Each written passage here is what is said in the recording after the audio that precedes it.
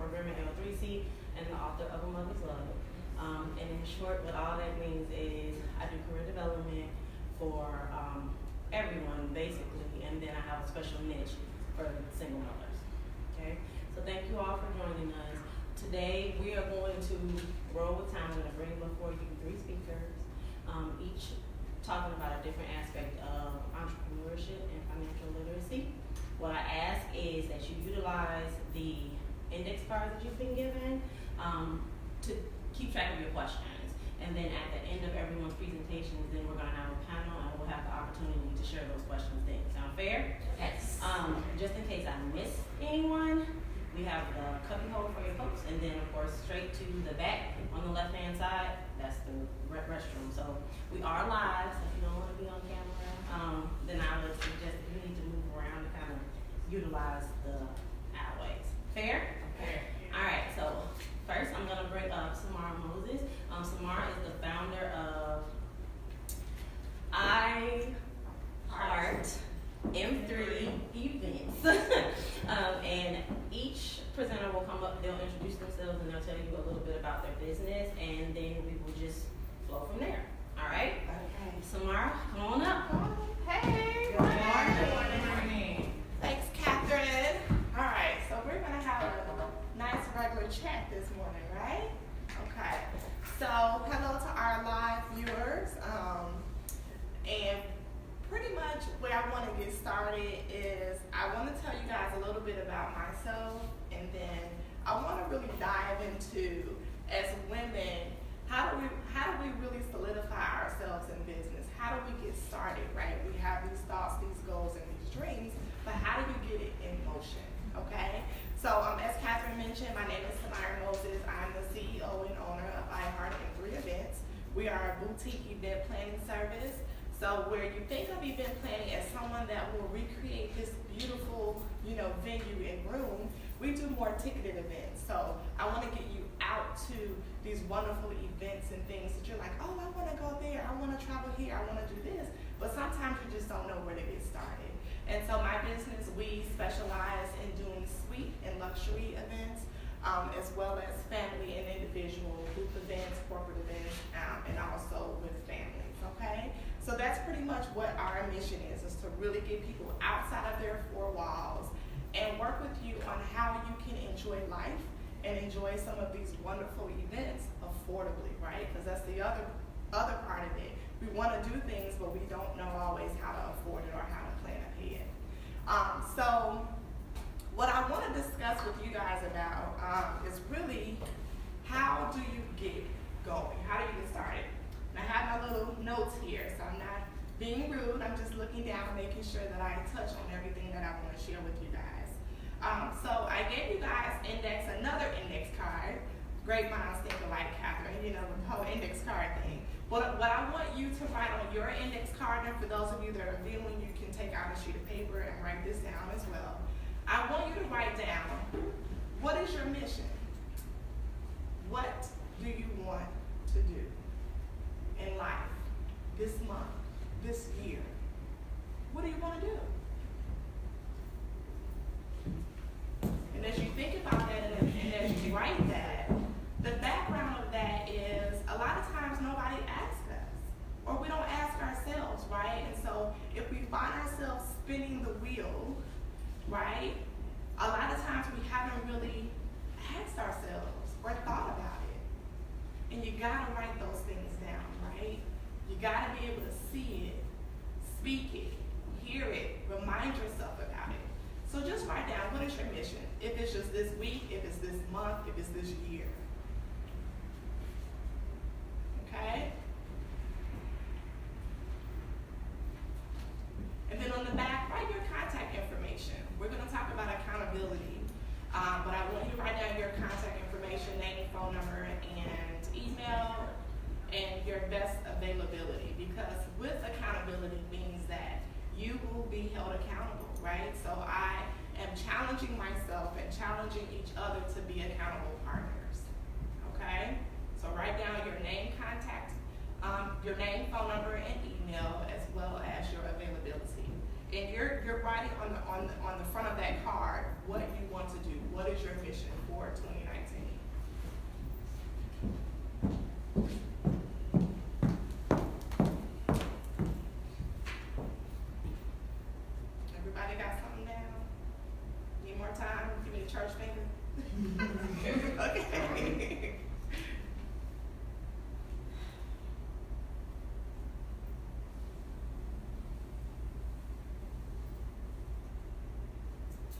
tuning in, share our link, guys, so we can be able to present this amazing event to all of you all at home.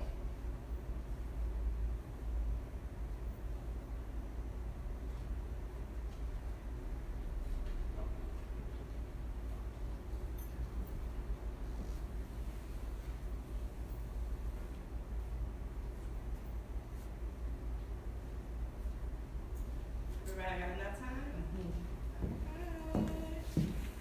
So, let me give you guys a little backstory, right? How did I even get here? How are we even here? So, as a business owner, I've done many different things over the years to kind of, hone in my entrepreneurialness, right? I wanted to do this, I wanted to do that, because I've always been kind of that go-getter, that person that worked the job and, had the job and got paid my 2 weeks and did what I did, but I also wanted to do more. I knew that I had so many other gifts and dreams and goals, and let's be real. We can't go to school for everything, right? Are you all one of those people that really were interested in a lot of stuff? But it's not like you can have triple majors. We have time, energy, or money, right? But we have really a vast, interest in many different things. So I did the traditional route. Went to school, got my degree, got 2 degrees. Went and got my master's in counseling. So I have a background in counseling and therapy. So I did all that stuff that people say, that society says. You go to school, you get the education, you get out, you get a good job. I followed that path. But then about 13 years in, I was like, okay, I'm over this. I've been working since 16. It was my first job working at the mall in high school. So, it's like, okay, at 16 and then 13 years later, after a couple of degrees, you're like, what's next? I need to be doing something more. And I was recently reminded of a conversation that I had with, I guess, family members or friends of the family. And they had told me, they said, I remember when you were in undergrad, you were 20, and I had asked you, what were you going to do in life, And they said, you said that you were going to be retired by age 50. And I was like, yeah, at 20, 50 is old, right? At 20 years old, 50 is old. That's 30 years of a whole lot of stuff to be doing. So now, kind of being 13 years shy of that age, you kind of like, oh, where did time go? But guess what, guys? I'm still going to be retired at 50. So here's the thing. You got to shift your mindset, right? So I did the traditional route. I did all this stuff. I've been working in business, doing a little bit. And I made a decision that I'm just not going to be working for an employer for the rest of my life, right?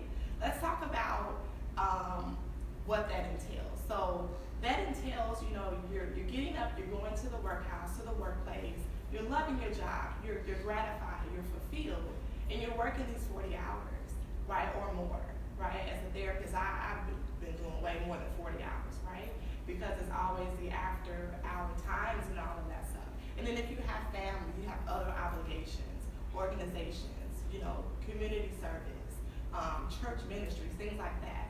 If you just do a quick numbers crunch of time, that's a lot of time that's just taken away. And so we kind of get into this cycle that we're doing the same monotonous thing, and you look up and it's the new year and you really haven't accomplished anything on your to-do list that you wanted to do last year. Not that you didn't desire, but you simply didn't have time. And oftentimes, because you didn't have time, you didn't have money, right? Because you're trying to pay the normal monthly expenses and bills and requirements and all of that stuff.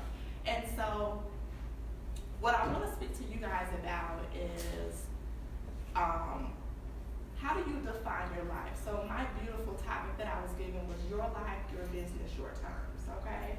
So I would like for you guys to jot down a few notes about these three different areas. So in your life, we've already said, you've written down what you want, right?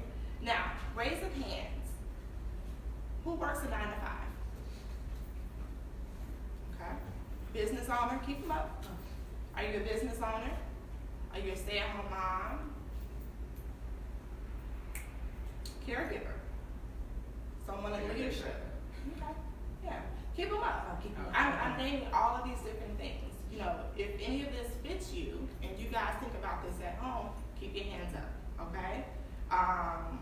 Single mom, single parent, okay?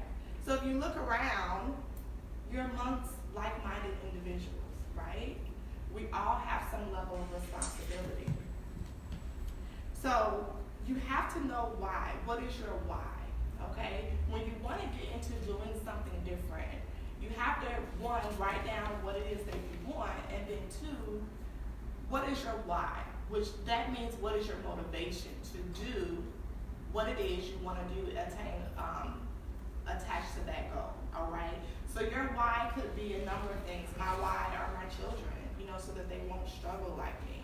I lost my mom at 12.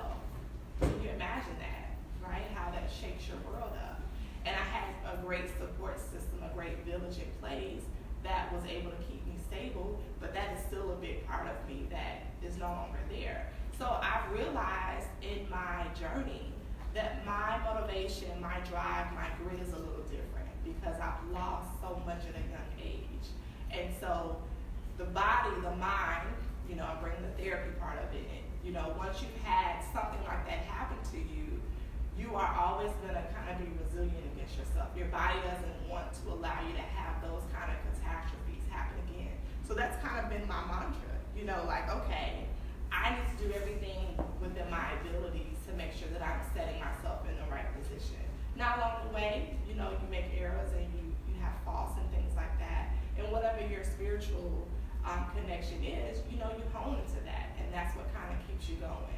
But you have to know your why. You have to let that why motivate you, right? It has to fuel your energy.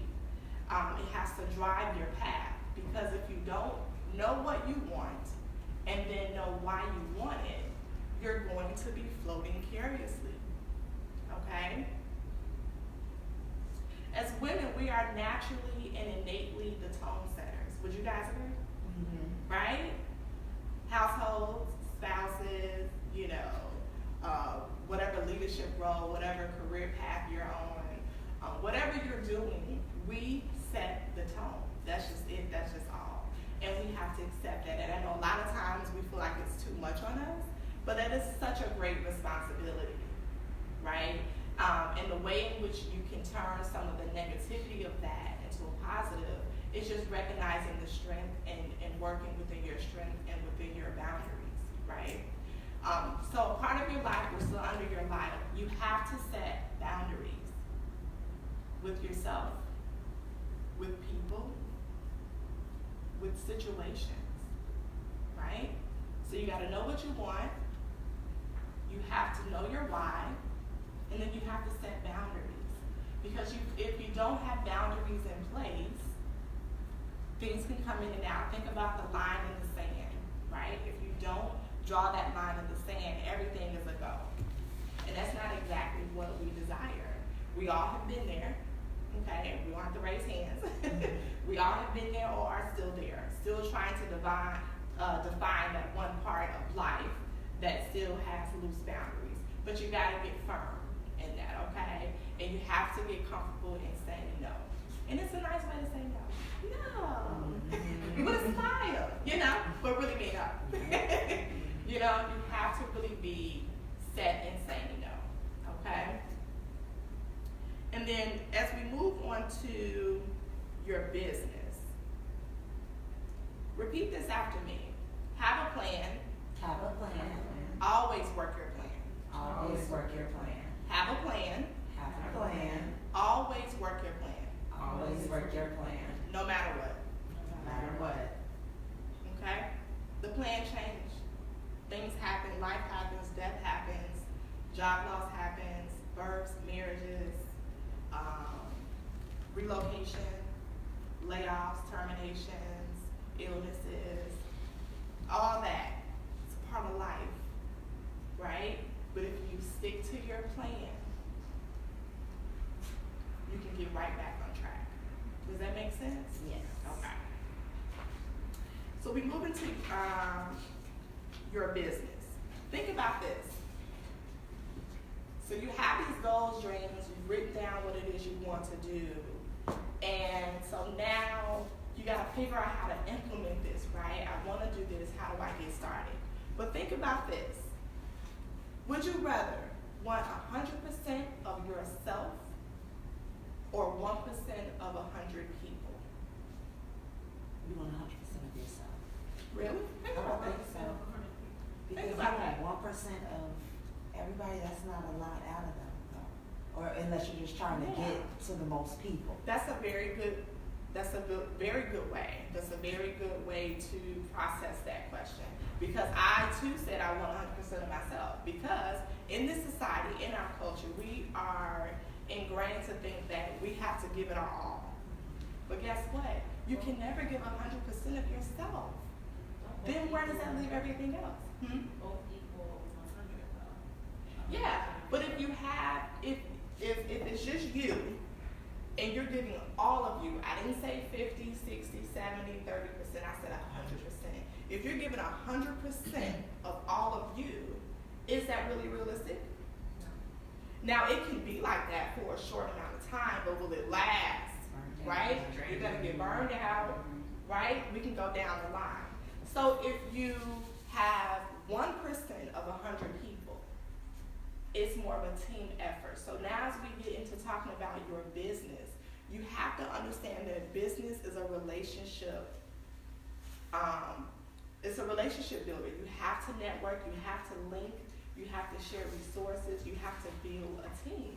Build what you want so that you can still achieve your goals, but it's not always on you.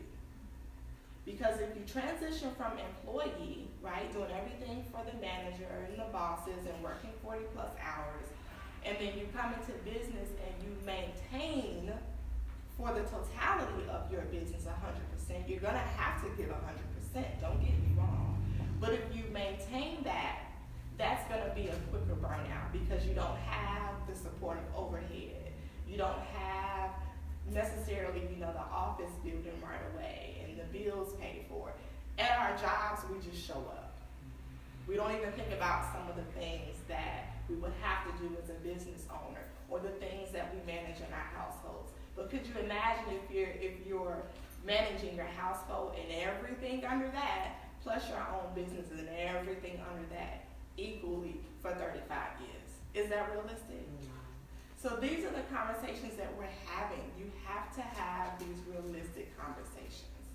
Because once you identify what you want, what's your why, and how you're going to attack it, you can understand your strategy and how you can be successful, okay? Most businesses fail within 1 to 3 years.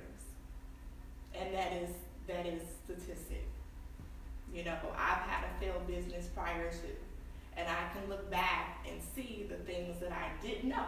Sometimes you don't know, and you fail because you simply don't know. And then when you come into knowing something different, you can kind of recreate it, right?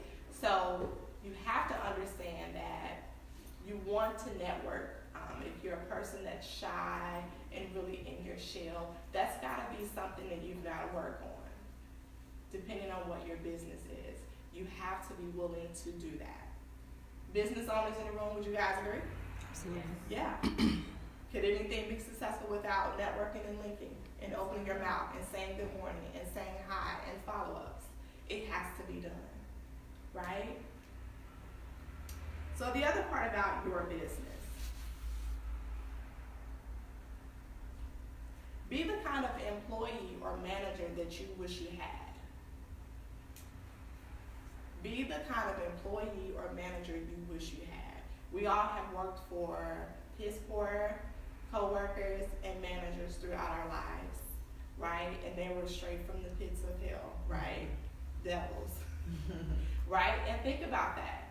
I know for me, I'll speak for me, those situations, those people predict the outcome of me staying with or progressing with that company. Because people will often move you before the job will, right? We love our job, but sometimes you get so tied up in dealing with the people. So as you transition from employee to business owner, or self-employed or entrepreneur, all those wonderful words. Be the employee or the manager you wish you had. So when you start networking and you want to bring on your own employees, being the type of boss chick, lady chick, CEO, all those little cute hashtags, be the person that you wish you had, because that is what's going to sustain your business. Customer service is number one. Number one. You have got to provide customer service. You have got to learn how to deal with those very difficult people, those irrational, unrealistic people, those crazy people. You gotta deal with them. You gotta deal with them, okay? And you want to make sure that the ones that support you in whatever business venture that you do, that you show appreciation to them, that you show proper gratitude to them, and that you thank them for supporting your business. Because as small business owners, that is really the grassroots of economics, you know, and we're slowly coming back to, or I guess slowly rising to being recognized in terms of state, federal levels, all of that kind of stuff. But it is the foundation of small businesses that really has communities and cities thrive, right? We gotta be real about that. Like this space that we're in, this is a small business owner, right? That is allowing us to be in this beautiful space. You live in the area, you never knew it was here. Now you're possibly going to patronize this business. So it is important to know who and what's in your midst, okay? You guys staying with me? Yeah. You guys staying with me? Okay. The other thing from switching from employee to business owner, you must be willing to invest in yourself. You must be willing to invest in yourself. An investment means dollars, means money. You gotta bet on yourself. Yeah, you gotta bet on yourself, okay? So that same 40 plus hours that you give to that employer is the same that you have to devote to your business. Prior to me leaving corporate America, I was working my business in the mornings before I started my job, during my lunch, sometimes doing workouts, and definitely after work, burning the midnight oil to get things set up. You have to be willing to do that. You know, one day loss is one day of no growth when you're a business owner, okay? And maintain self-care, right? So we have all of this, you know, whether you are still an employee and you want to desire staying an employee and do some other things on the side, you want to figure out how to, you know, get your money to work better for you. Whatever your angle is, make sure that you do not forget about self-care, whatever that may be. Favorite movie, favorite downtime, favorite meal, spa treatment, go get your hair done, take a time to just have no TV, read a book, take a vacation, turn your phone off, whatever that is for you. Implement that and keep that going because that rejuvenates you, okay? And I've too been on the side of letting things work, and then having breakdowns, you know? And that's a part of life, right? Stressful moments bring that, but if you can keep that at the forefront of your mind, then you're good. So what do we say?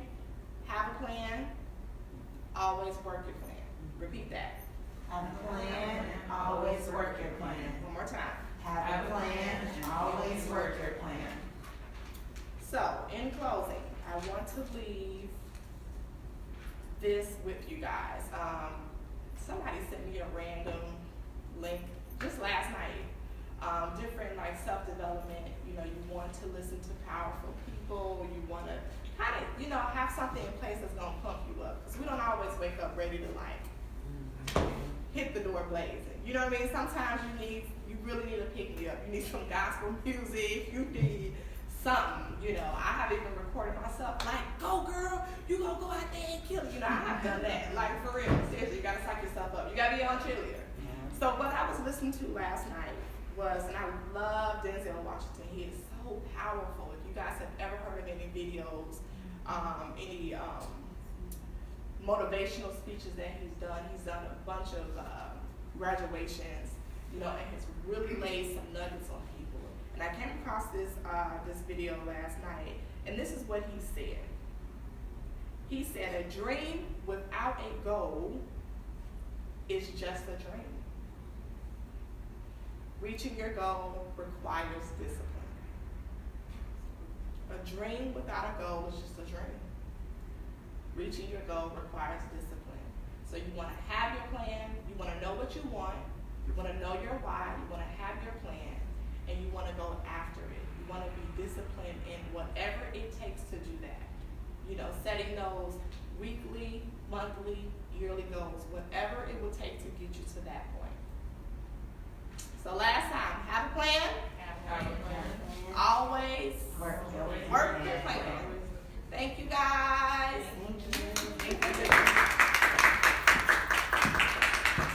Thank you so much, Samara, for that. Thank you for the introduction to iHeart M3 events. We have an inside joke because I always want to make it I love.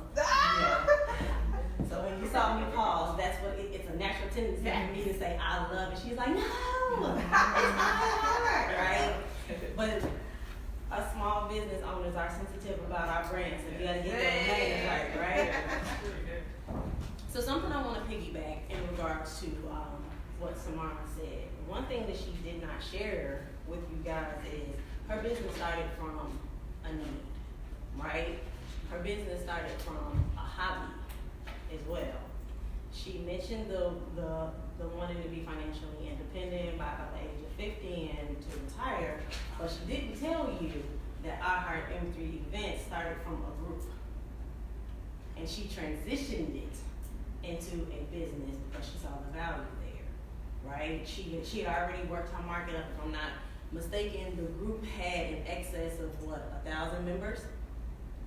Somewhere along those lines, she had built that network just by doing something in her spare time that she was not profiting from. She's a mom. She's a married mom, and she wears 38 different hats because she's also a momager too. But at that time, she was a working mom. She had kids. Her kids are in all type of activities. She was trying to figure out, you know, like what other moms could do because we don't have time. We're limited in time, and we're also limited in the resources. So she turned her hobby into a very lucrative business.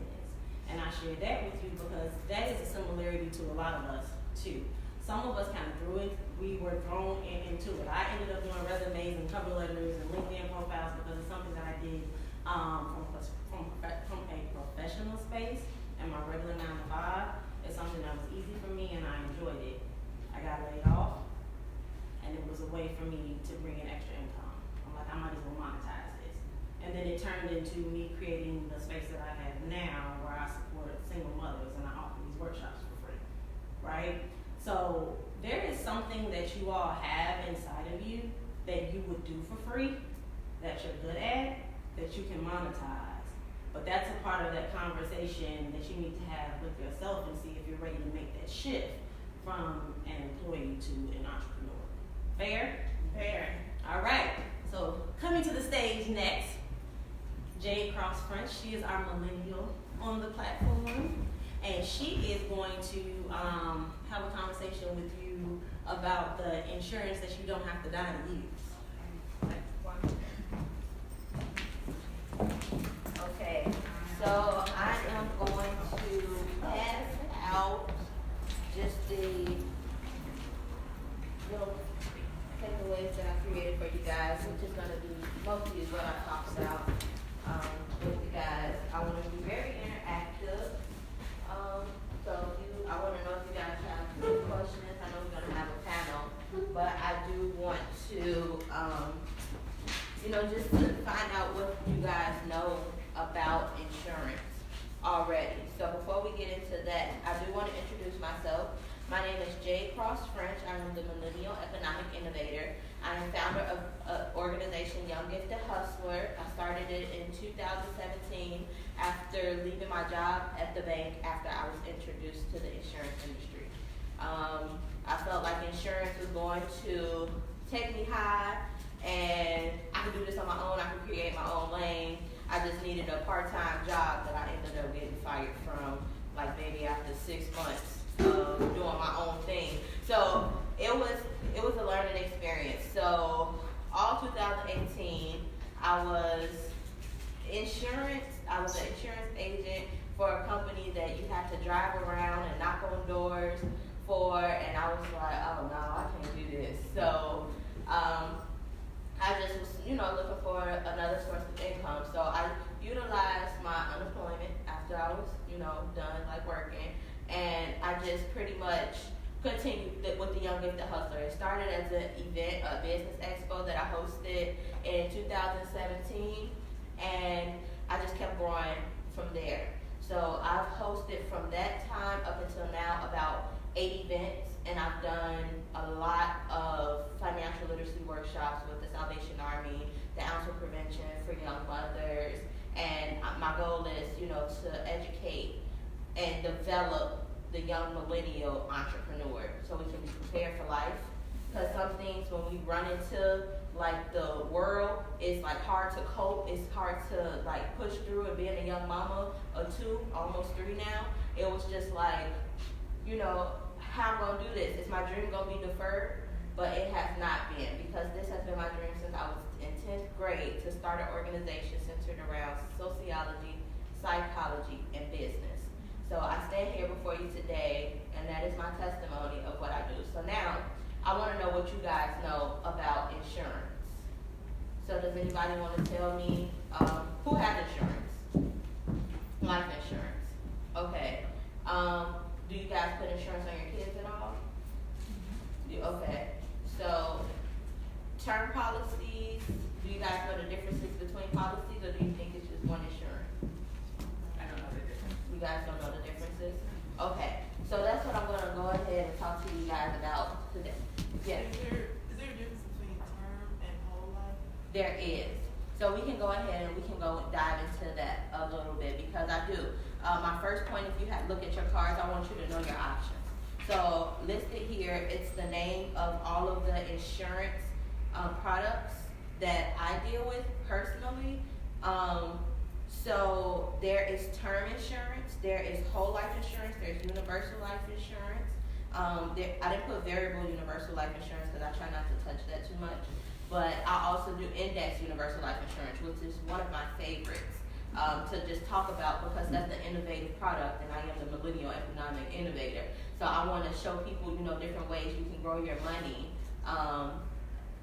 utilizing an insurance product without investment or anything like that. Because you can still have the term, because term it actually works for some people. It's actually a better one, and whole life too. Some people, they cash out their whole life policy. So let me tell you what these are. I think I'm jumping in the deep end already. So with the term insurance is anywhere from 10 to 35 years with some companies of insurance. It's a small premium because you don't have it for the rest of your life. So it's locking in your age, and it's also less liabilities for you to, get sick on down the line, because it's going to be gone within 35 years, depending on what you choose. Whole life is a permanent insurance. So it's based off of when you get it. It'll be lower, but if you get it when you're older, it'll cost just a little bit more, and that's with any kind of insurance. But with the whole life, it grows cash value. That's the kind of insurance policies our grandmas have. My grandmother has. So when something go wrong, they have like maybe it doesn't grow money as rapidly as the other products that I want to tell you about, but it can grow about like $5,000 depending on how much you're paying. So that's whole life. It's a permanent insurance that grows cash value over time. The next one is universal life. So universal life, it grows your money with the stock market, as well as it's a permanent insurance. So you have it forever, but it grows your money with the stock market. And you have the floor that protects the money when it grows, but when it goes down, there's a floor that it won't drop below.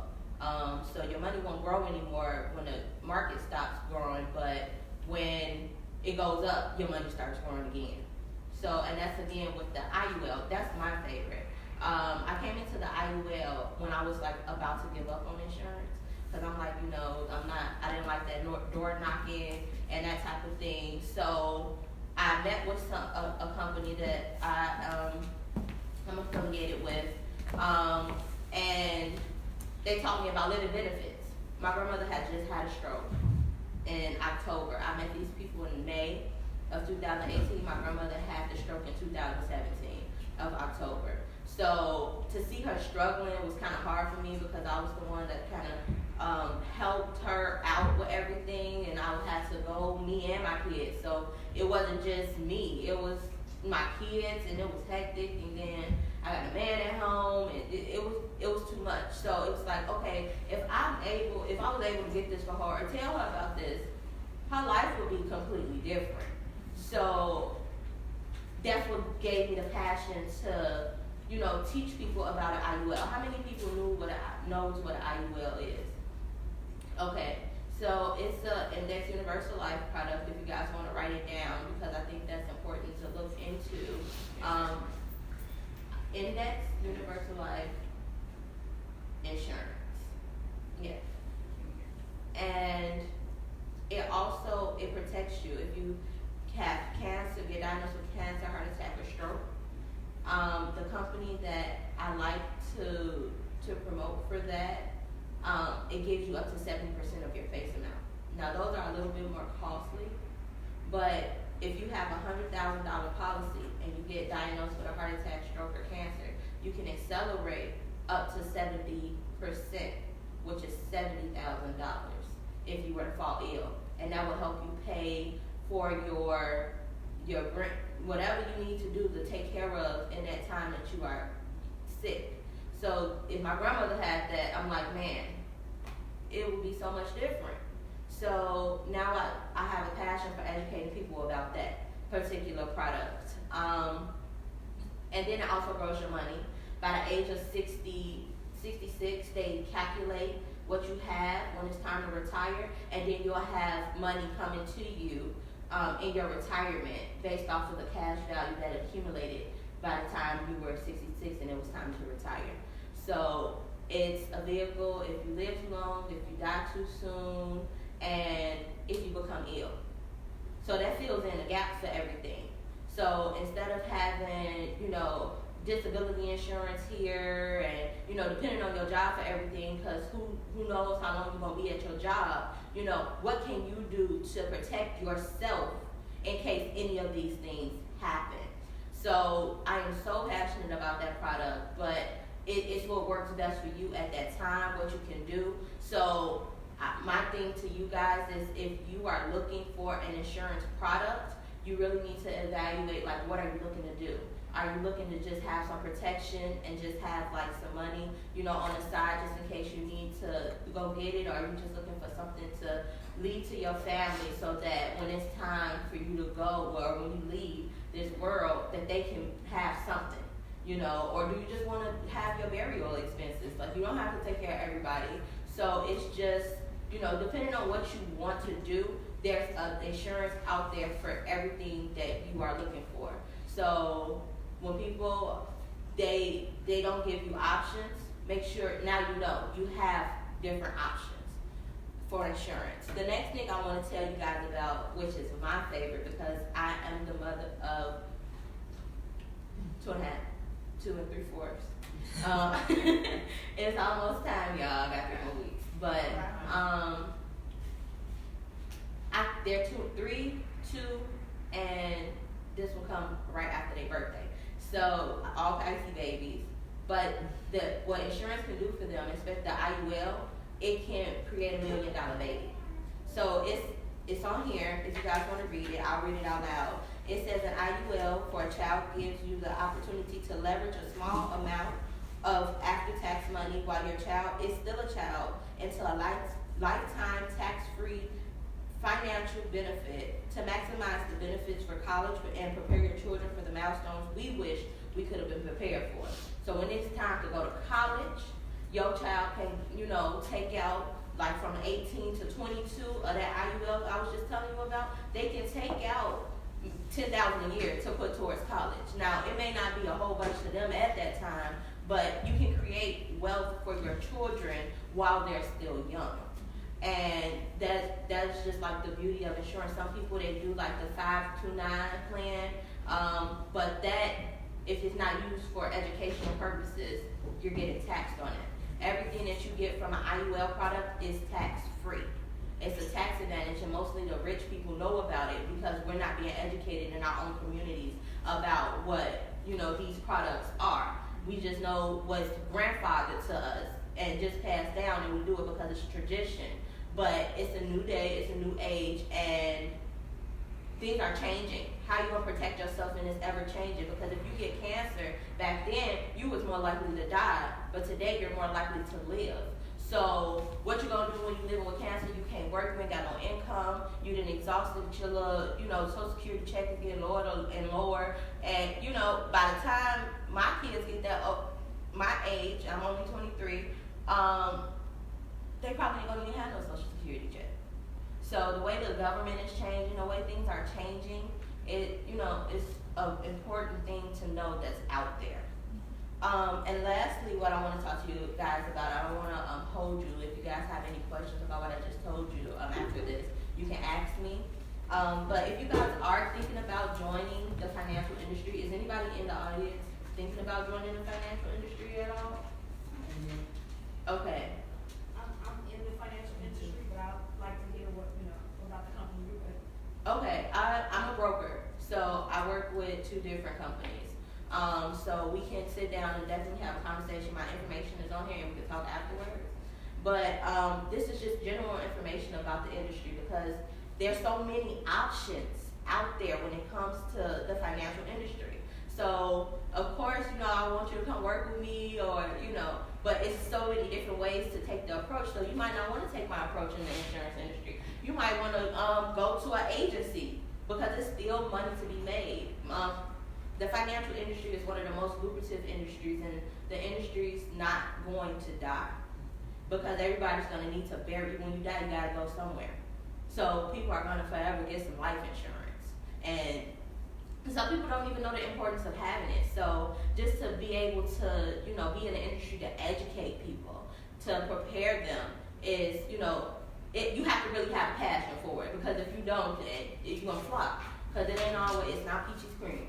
It is not peachy cream. It is time where it is so dry, you're like, dang. But then that's when you find out there's other sources of income out here that I can do until this start popping again. So, so I'm just telling you guys that you could work for yourself, you could work part-time. Is licensing included?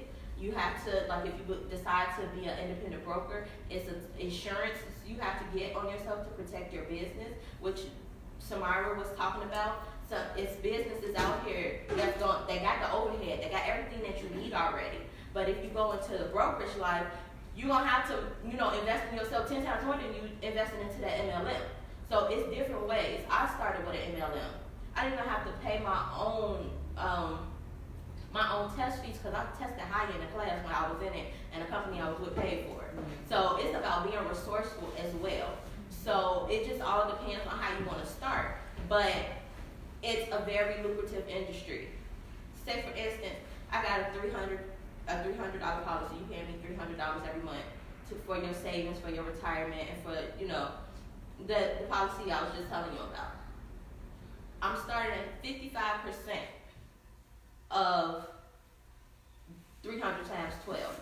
That's $1,650 for my pocket. That goes to me. That's $1,600. How long is it gonna take you to make $1,600? You can find somebody, a business owner. You can find business owners that need insurance for all their employees.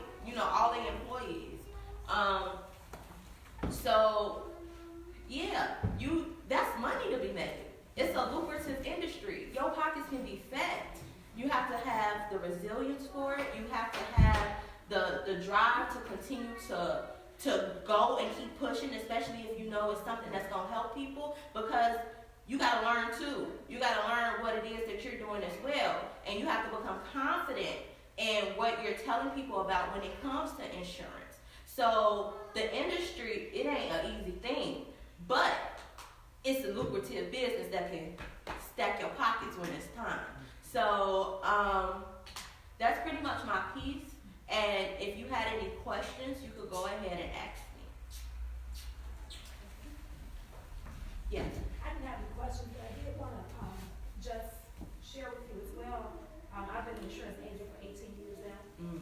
And one of the things that I usually use with the IUL also is with my millennials, I show them where they can use that policy in order to fund their business, as well as to invest into property and any, Yes. other investment. And when you're using that as an investment tool, it's also tax-free when you take that money out, because it's being used for investment. And so it allows them to grow a cash account to help fund that business or real estate property without having to worry about having an 800 credit score, Yeah. or without having to worry about whether or not a bank is going to approve you for a loan, because now they also have just self-funded themselves. And so it is indeed a wonderful product, and yeah, it's the best. Yes, I think so too. But we can't be biased, because it ain't gonna be always for everybody. For everyone. It does It's not. to say everyone's situation is absolutely different, but if you have small children, and I'm not on the panel, so forgive me, but if you have small children, you can indeed create $1 million babies. My grandson is now 5. I took out a policy for him, only $50,000, but at the time, my grandfather passed at 95. If my grandson lasts to 95, he'll have $1.4 million. And that's on top of what he's already accumulating as a working individual Yes. and building his retirement fund on his own. Uh-huh. So when positioned properly, you can indeed create generational wealth, which is something in our community that has been suffering for far too long. Not because we don't want that generational wealth, but because we don't have the people out there on the front line giving us the information so that we can remove ourselves from that poverty level and to create generational wealth within our families. So yeah, absolutely, insurance can change your life, It not really just put can. you in the ground. It definitely can. So that was powerful. Gave me goosebumps. And I'm on there. We but have a yeah, question. It definitely is. So I'm partnering with you, ladies. And we can bring them there. My partner is stepping in the door over there, so we'll just Okay, man, I'm away. So yeah, okay, and That's a really yeah. You mentioned before about your grandmother, and the type of policy that she had. Did you guys end up, or what, did she just keep the old one? So with insurance, when you have, they call it pre-existing conditions. So when you have a stroke or something like that, some insurance companies, they don't accept it, because when you get insurance, they look at your medical records. Yeah. Sometimes they gotta come poke you, depending on what type of policy you have, to get your blood to make sure you ain't smoking, you ain't got this, you ain't got that, you human, that type of thing. So she wants another policy, because the whole life she had to resort to it to get that cash value out, and the policy gone now. So now she's without insurance. So now I'm looking for somebody who does the insurance, like the Medicaid insurance that people, older people get, until I can give her a better policy. You got some of that? Alright, cool. So yeah, good. Cause we should do some, yes, networking and linkage. Tomorrow touch some good basics. I wish we was talking about some business development, brand and stuff today, but we're gonna stick to the script today. And that's something we'll talk about, at another later time. But yeah, that's pretty much what I have to teach you today. Everything that I said is mostly on the little pamphlet. If you wanted to schedule a time to meet with me, give me till like maybe 5 weeks.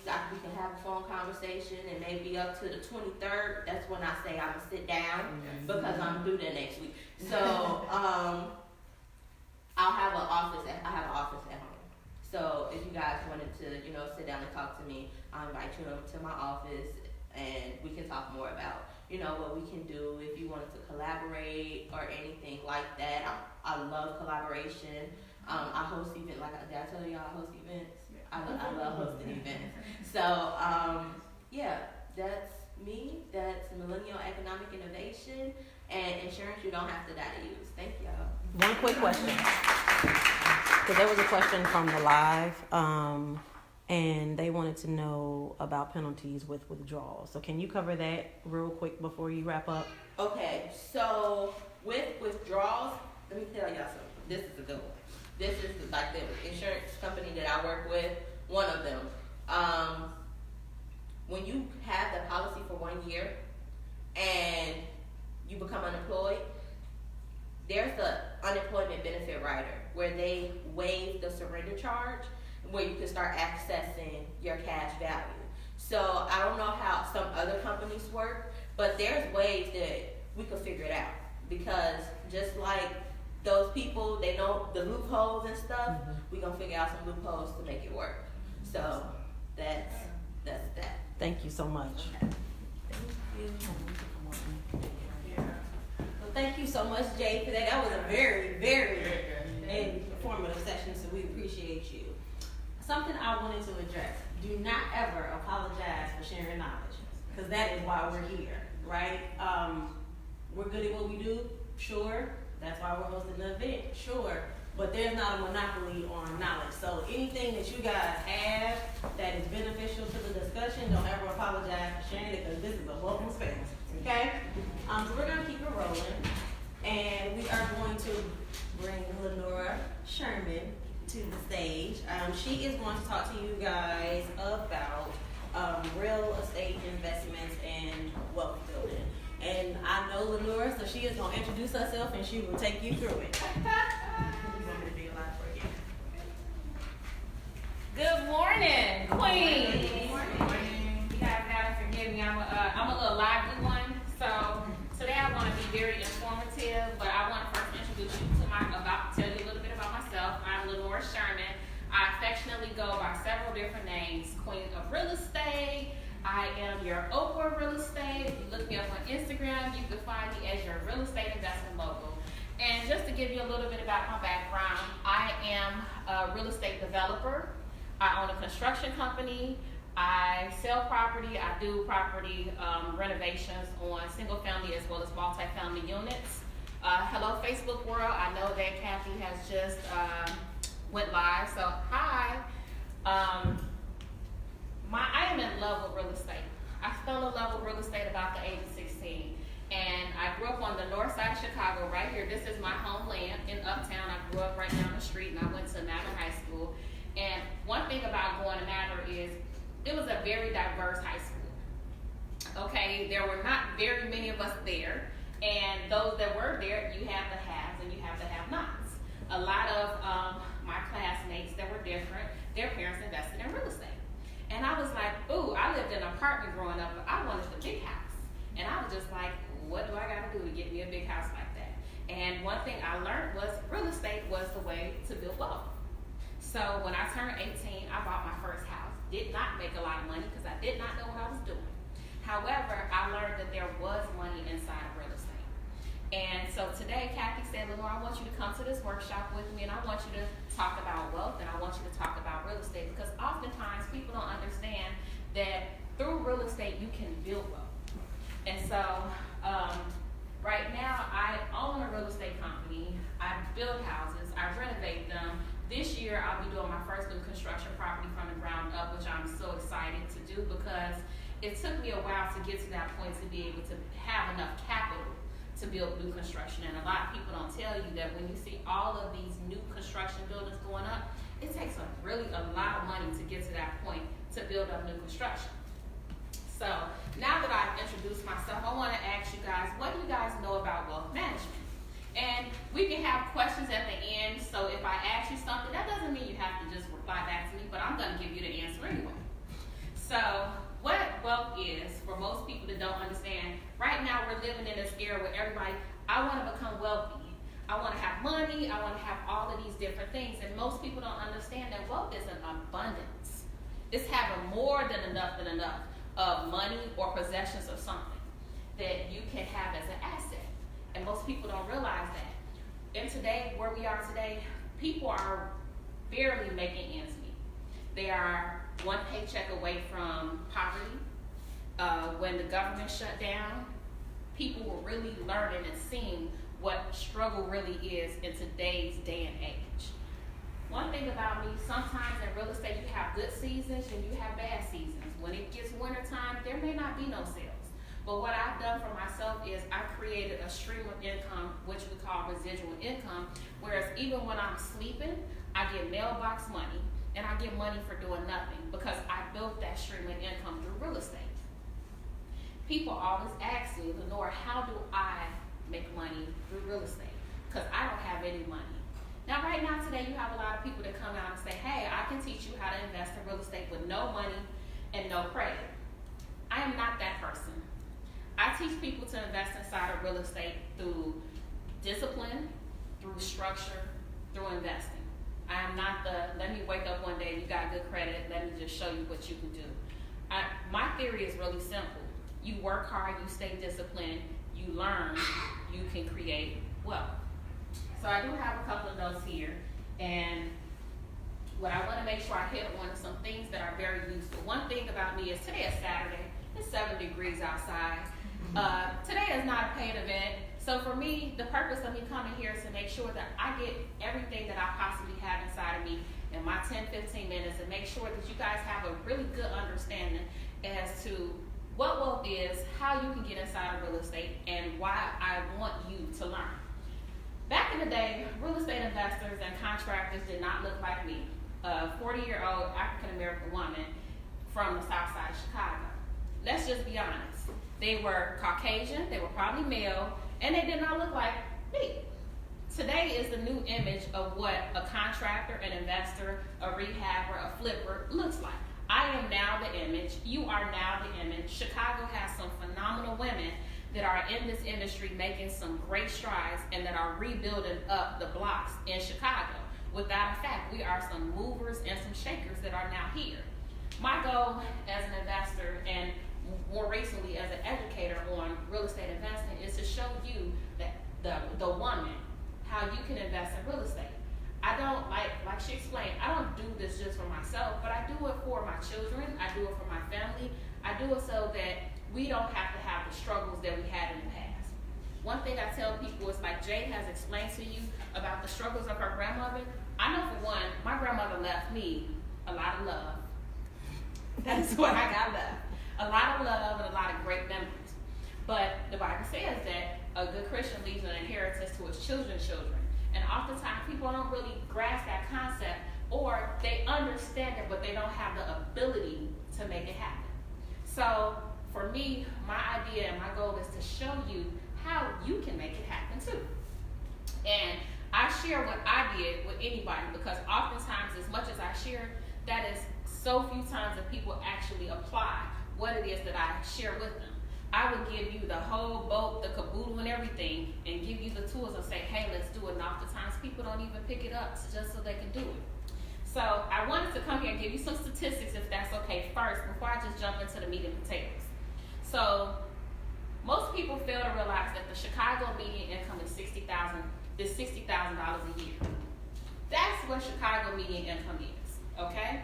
Middle income in Chicago is $43,000 to $120,000. That means if you're making over $43,000 inside of your household, you are middle income.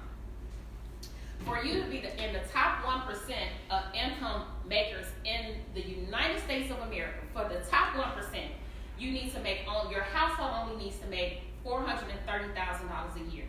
For the top 1%. For you to be in the top 5%, your household only needs to make $225,000. For you to be in the top 10%, you only need to make $170,000. And for you to make your household to make more than 50% of Americans, you only need to make $58,000 a year. If you and your spouse bring in over $58,000 a year, you're already making more than 50% of Americans in the United States currently right now. Now, we are hardworking, we strive to get so much, and we often say, there just is not enough money. There's not enough money to go around.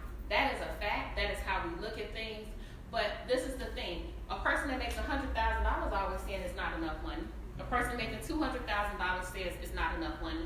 So if we're already making more than most people are making, the problem can't be the money. The problem has to be us. It really is. Because there's people that I know that don't make 1% of what I make and are happy as possible can be. And sometimes I look up and they have more money on certain days than people that make $200,000 because they know what to do with their money. It's not how much you make, it's what you do with what you make that makes the difference. And oftentimes we're in this era where it's more is better. We like labels, and I read T.I. post last night about Gucci and it made me laugh. And I put up hashtag no labels. We buy stuff, we like cars, we like houses, and we expect because we make more money that we should live different ways. But that is for the here and now. It does not prepare us for the future or for our children or the what ifs. And that's what I want to start to help people to understand, that because you make a lot of money today, you're not going to make a lot of money tomorrow. Our best years that we have, our best working years, 40 years. And if you're my age already, you're 1/3 already, best years is behind you. And that's the idea, is that by the time we develop the mentality of understanding what wealth is and understanding that we need to create it, and that we need to start thinking outside of our 20s and start thinking about tomorrow, half our years are gone. And so now we're stuck with trying to play catch up when the time is down. Actually, the time is 10 years ago. But we can't do anything, we can't backtrack. So, I got that part. Currently, Chicago has a population of 2.7 million people. That's how many people live in Chicago right now. The depressing number that I want to talk about today is the number of renters we have in Chicago is 1.5 million. So out of all of these buildings in Chicago, all of these apartments and everything else, over half of our city have people who don't own any part of the city. So over 53% of Chicago has renters. The other 47% is owned by a landlord or a homeowner. The average home price in Chicago today is $225,000. That does not include the north side of Chicago, where we're currently at right now, where the average home price is well over $600,000. So that means your average home price is taking the south side and the north side, combining them and making it a easy $225,000. But we also know that the south side of Chicago homes are a lot cheaper. In 1996, the average home price in Chicago was $140,000. So as we can see, in the last 20 years, the prices of a home has gone up, almost doubled. Now, I want to compare Chicago to a city in California, the Bay Area of Oakland. The reason I'm tying this for you guys to have an understanding is Oakland, California used to be a predominantly African American city. Back in 1996, let's go compare apple to apple. In 1996, the average home in Oakland, California was $170,000. It was predominantly African American. They have over a 95% African American population here. Today, currently in Oakland, there is a 37% of African Americans that are currently living inside of Oakland, California. Why? Because the average home price in Oakland, California right now today is $750,000 for you to buy one house in Oakland, California. The purpose of me explaining this is because Chicago and Oakland are similar cities. As we look at real estate, which we can't buy and create more of, we have to realize is that our population is increasing. And our west coast and our east coast, our coastal lines are changing. We have climate control that is just out of whack right now. And we got fires over in California, we having avalanches and everything. The Midwest is becoming the safest place to live. It is becoming the safest place to live. We got cold weather, but we don't have many natural disasters here. And a lot of big businesses are moving their corporate headquarters to Chicago and into the Midwest. So with business and with jobs come people, okay? So Chicago is growing. What I need people to understand and I want you to learn today is real estate is money. When I say it's money, honey. And in Oakland, California, right now their population is 420,000 people. Of their 420,000, and Chicago has way more people than them. 20% of their population is homeless. Now, 20% of Oakland, California population is homeless. The reason I mention that is Oakland has tent city, where you have children, kids, they have a much warmer climate. But when 20% of a city's population is homeless, it's not doing well. You know, there are so many things that come with homelessness. Recently in the news, we had Chicago's tent city, where an associate of mine did such a wonderful thing. But we shouldn't have a tent city here in Chicago. Let's just be honest. But what is causing us to have tent city in Chicago is inflation. The fact that we have more renters than we have homeowners here in Chicago. And people don't understand the value of home ownership. And so I want to bring that to you and let you understand that if we as Chicagoans who are native here, who are renters here, don't start to grasp and start buying the soil in which we live on, Chicago will definitely turn into an Oakland, because where we're from is where we stay. We are not going to start migrating to different parts. It's just we're going to become more homeless. Our population is going to continue to grow because the value and the price of our land is going up and we can't afford it. That is a fact. These are not numbers I made up inside of my head. These are facts. That there are more renters in Chicago than there are homeowners in Chicago. And this is the thing. Most people often tell me, well, Lenore, I can't afford to buy. You can't afford not to buy. And this is the reason why. The prices of homes aren't going down. They're going up. One thing about home ownership is it creates stability. It creates a permanent budget for your household. Yes, lights go up a little bit. Yes, gas goes up a little bit. Yes, you'll have an incidental here and there. But as long as you have a home that you pay the taxes for, you have a 30-year fixed mortgage, you'll have a roof over your children's head. One thing about renters, and I'm a landlord, I own property, but I can promise you the same place I rented to my tenant 5 years ago at $900, I now rent. I can't wait till she moves out, because I will now rent for $1,500.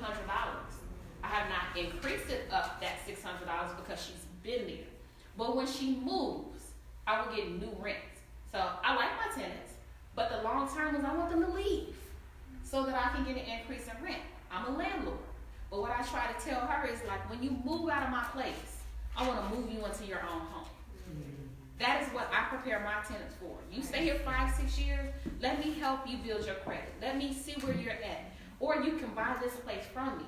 But I don't want you to stay in a cycle of a transient renter. That is not what I want.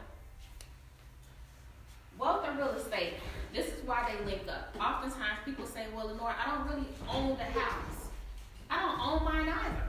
Because the minute I don't pay my taxes, or the minute that I don't do something that I'm supposed to do on that property, taxes supersede anything else, and the county will come and take your property from you. And your mortgage company, it's in their best interest to cover the taxes because taxes supersede mortgages. But this is the thing you have to remember about home ownership. Not only is it a place, it's a safe place for you to have for your kids. Now, all neighborhoods in Chicago are safe, but they're transitioning. And if you become an active neighbor on your block, you can help the neighborhood transition faster. But it also is a tax write-off. People don't understand the benefit of tax write-off. But more importantly, you rent at an apartment for 5 years. And let's just hypothetically say your rent is $12,000 a year. That's paying $1,000 a month for rent for your place where you're living at. After a year, you pay $12,000 and you stay there 5 years. You've given your landlord $60,000. You have nothing to leave except for an empty pocket when you leave from that place where you rented for 5 years. If you own a home and you only stay in that home 5 years, let's say your mortgage is $1,000. That property potentially has appreciated in value, depending on where you purchase it. If it's an up-and-coming neighborhood where there's gentrification, let's say the property goes up in value $50,000. And you've paid down your mortgage, you have principal and interest, so let's just say you paid your mortgage down $20,000 over the 5 years you've been there. And it appreciated $50,000. So that means you have $70,000 in equity in that property. The $20,000 you paid it down, and the $50,000 that it rose up. When you sell that house, minus your realtor fees, you probably made $50,000 back in profit. Renting 5 years, you leave with nothing but an empty pocket. Owning 5 years, you've made some money to invest in a new property. One thing that I teach people is that home ownership does not have to just be a house. I particularly renovate multi-units, and the purpose of that is because if you buy a 3-unit, a 2 or 3 unit, first floor is yours, second and third floor is a tenant's. You live rent free in 1 unit. And now the cash that you invested inside of a renter goes inside your bank account. And the other units, they pay your mortgage. So the same rule applies as a home, whereas you pay down the mortgage and you also had equity inside that property, potentially $70,000. Same thing applies inside of a building.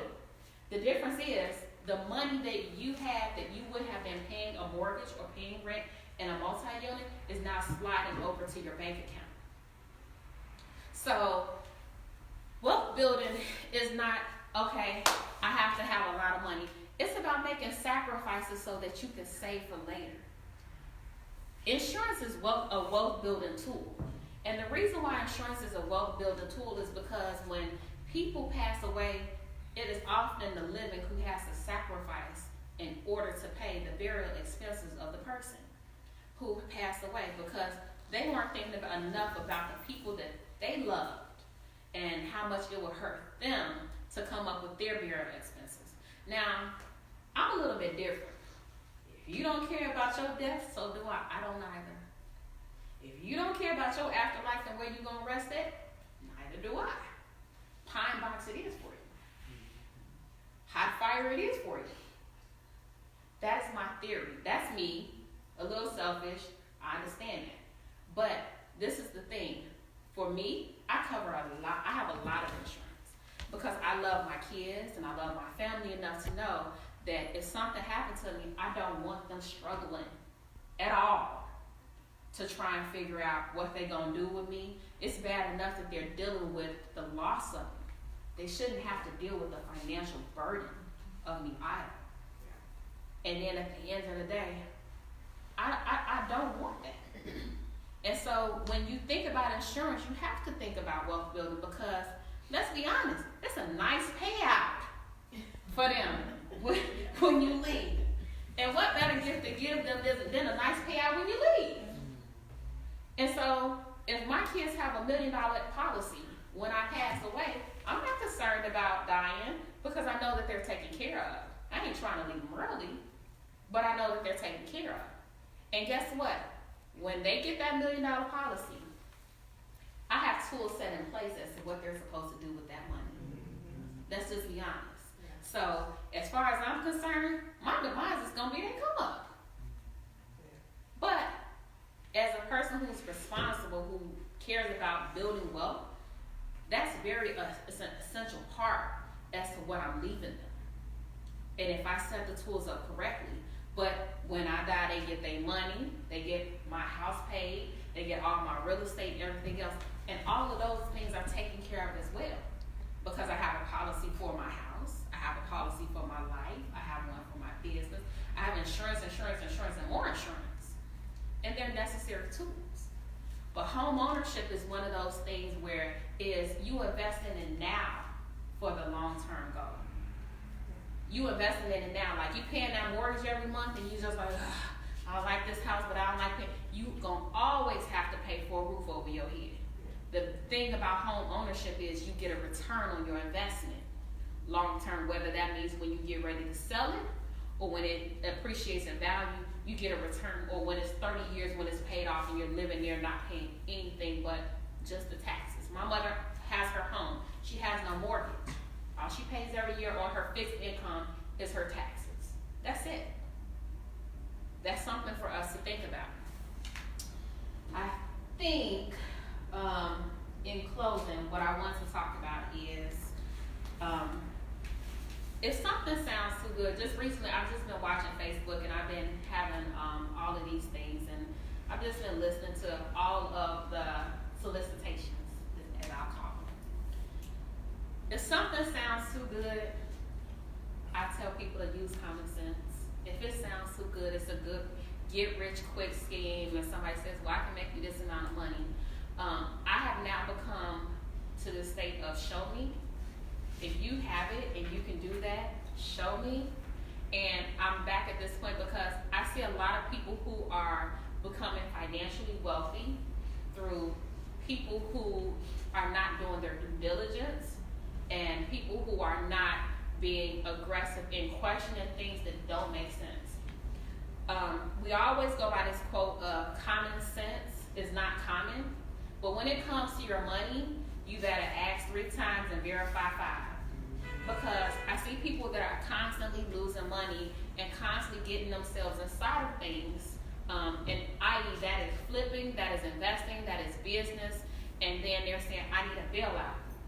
Oftentimes when you've lost $50,000 already and you're trying to get me to help you to try and figure out how you're gonna recoup from it, why didn't you use as much due diligence on the front part before you spent that $50,000 than now when you're coming to me as an afterthought? What I tell people is, if a person tells you that they can do something, and I'm not going to use any specific categories because I don't want to throw anybody under the bus. I want to make sure that you guys do your due diligence. That is when it comes to your credit, when it comes to your finances, when it comes to investing, anything that is your personal asset. Your social security number is an asset. Your income is an asset. Your check stubs, those are your assets. If you don't want to blast it on Facebook, if you can't share it with the world, don't share it with anybody until you verify they are who they are, they can do what they say that they can do, and that they prove it to you. Oftentimes I get a lot of people saying that they can do stuff and that they've done stuff. And for me, I'm from the show me state. Show me what you've done. Show me what you can do. Prove it to me. Let me see it in black and white ink that you didn't create. And if you cannot show me, let me see, I cannot verify, I do not believe you.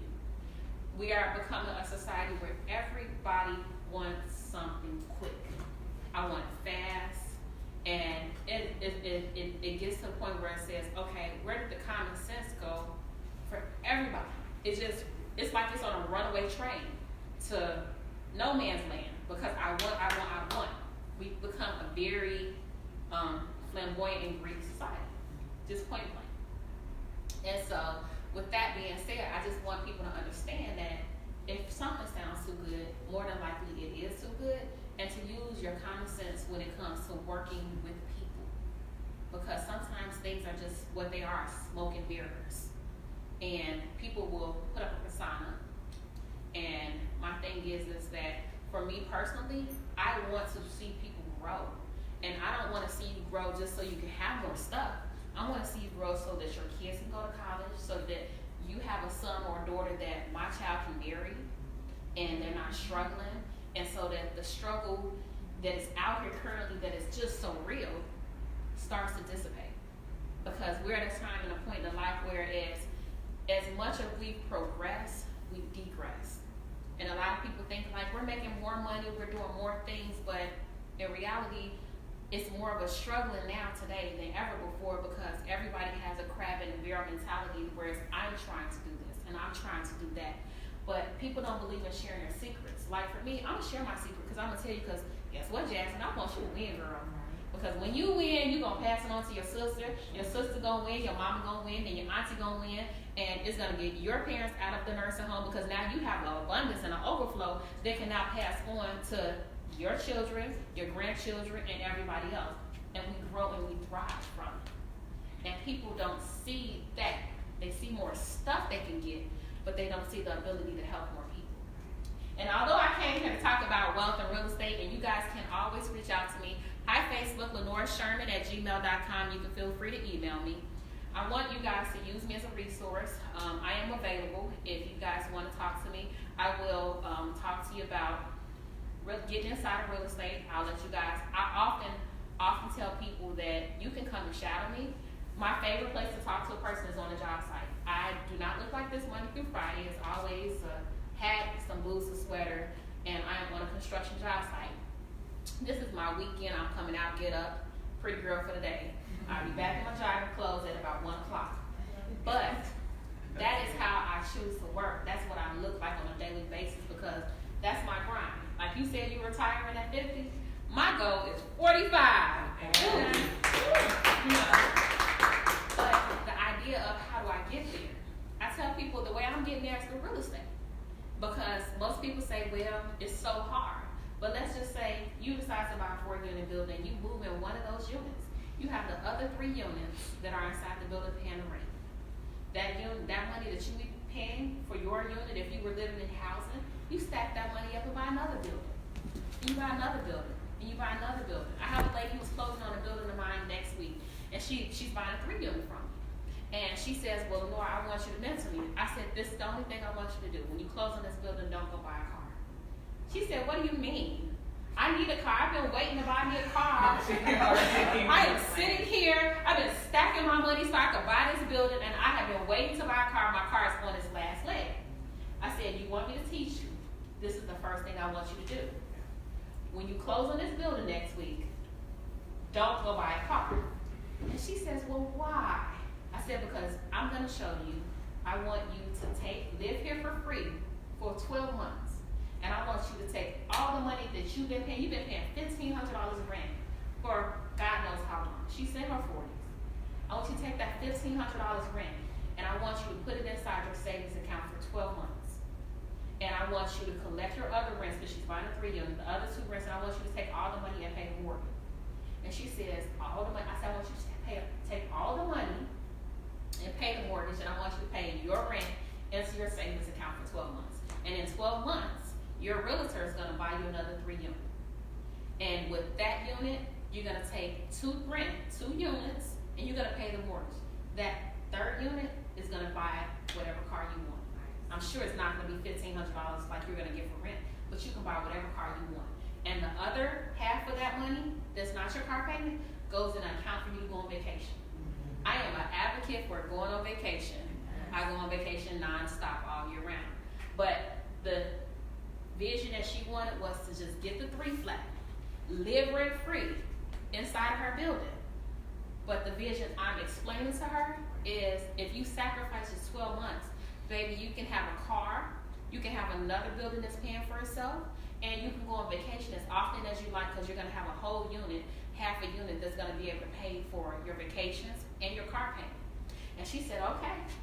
She said, I'm just going to get the car fixed, and I'm going to ride it until it falls apart. And if it do fall apart, I want you to go get you a used car. You are not to get a new car under no circumstances for 12 months. And she said, well, I've been saving. And I said, do you understand the idea? And I said, I'm going to show you that in 5 years, how both of these buildings, because you doubled on your mortgage payment, how your assets have grown and how you create wealth. Now, that's not any magic that I just told her. I just simply gave her a plan as to how numbers work. How she does not have to take the income that she makes from her hard work and her job and apply it toward her living. That is her car being paid by a renter. That is her housing being paid by her renters above her. So now, if I give you the tools and the know-how, how you can build wealth, guess what? These 2 buildings now that she has, they're worth $500,000-$600,000. But because she's been diligently paying down her mortgage on those buildings, she only has $300,000 that she owes. Guess what? She just built up $200,000 in equity, which is now wealth. That she didn't do anything extra other than sacrifice 12 months of saving her rent income. That is how you build wealth. It's no magic. It's no magician unless you're a tech person bouncing the ball or something else. It's just simple discipline. It's simple discipline. Now, people say, well, you got $1 million in the bank. No, ma'am. I don't have $1 million liquid because I use my assets to make more money. But I can promise you I have $1 million in assets. Which means that when I get ready to retire, bam, there go my money. And when I die, my kids get more money. It's not a magic. It's not a magic wand. It's not a magic story. It's just discipline that creates wealth. Saving that creates wealth. Sacrifice. Like, I'm not a person who likes stuff. But when I want something, I buy it. But that's not an everyday occurrence. It might be a birthday, a holiday, or something else. Wealth comes by being disciplined. Wealth comes by making good sacrifices that are not just for yourself, but are for the long haul.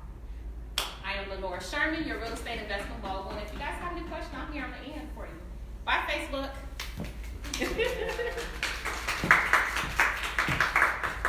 All right, guys, that's it. Do you have any questions on these? Get to the slide. So where else can you get like all this knowledge and all this wealth for free 99? This is just absolutely amazing. We're gonna transition a little bit, and my introduction there ties into this. So as I mentioned, I host these events for free. There is no financial gain for me in this in any way, shape, fashion, or form. Every last one of the young ladies that have come here to speak to you all, they volunteered because of their connection to me. Samara touched on this, Lenore touched on this, and Jade did too. The power of networking is your end game. You can have all of the cutest ideas, but if there are not individuals that are willing to invest in you, to partner with you, to bring those to light, they're just gonna be really cute ideas. There is not any of the top 1%.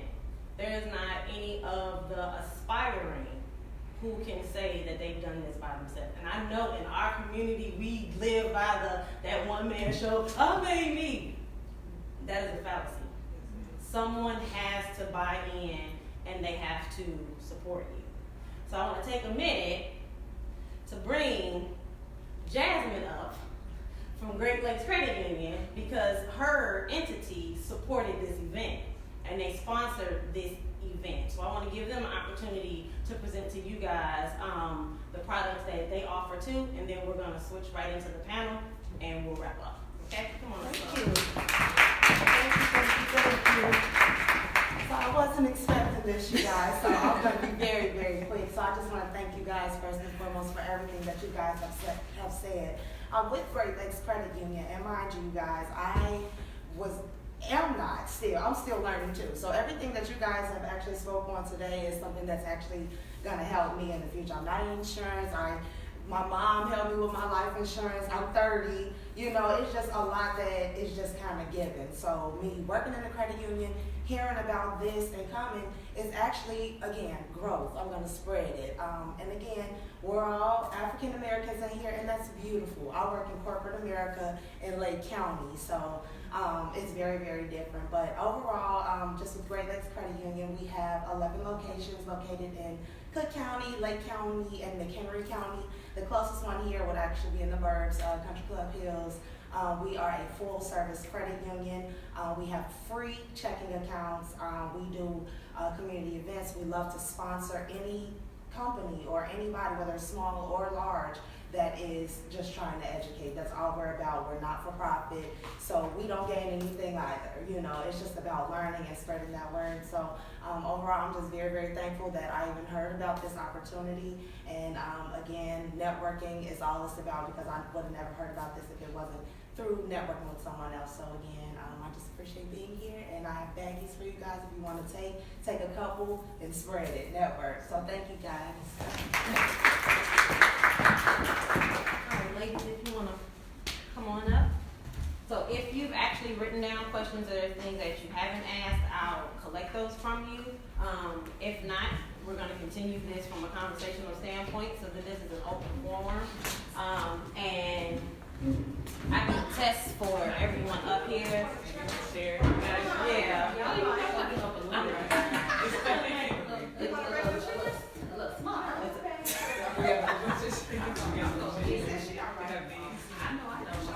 You want to pull this one? No, take this nice purse off. That's my dress. It's cold outside. I should have wore some pants. I'm so used to wearing dresses. I was gonna wear a Lord have skirt. mercy. What a stretch he said. So, very relaxed. We have about 35 minutes. So I would suggest that we leverage this time. Whatever it is that you guys want to know, from how did they get started, where are they going next, just pick their brains.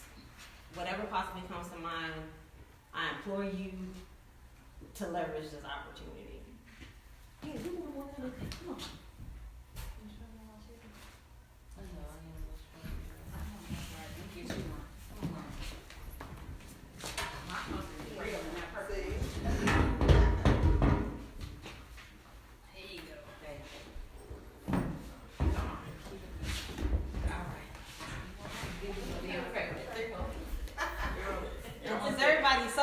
excited and so comfortable and willing to speak at once.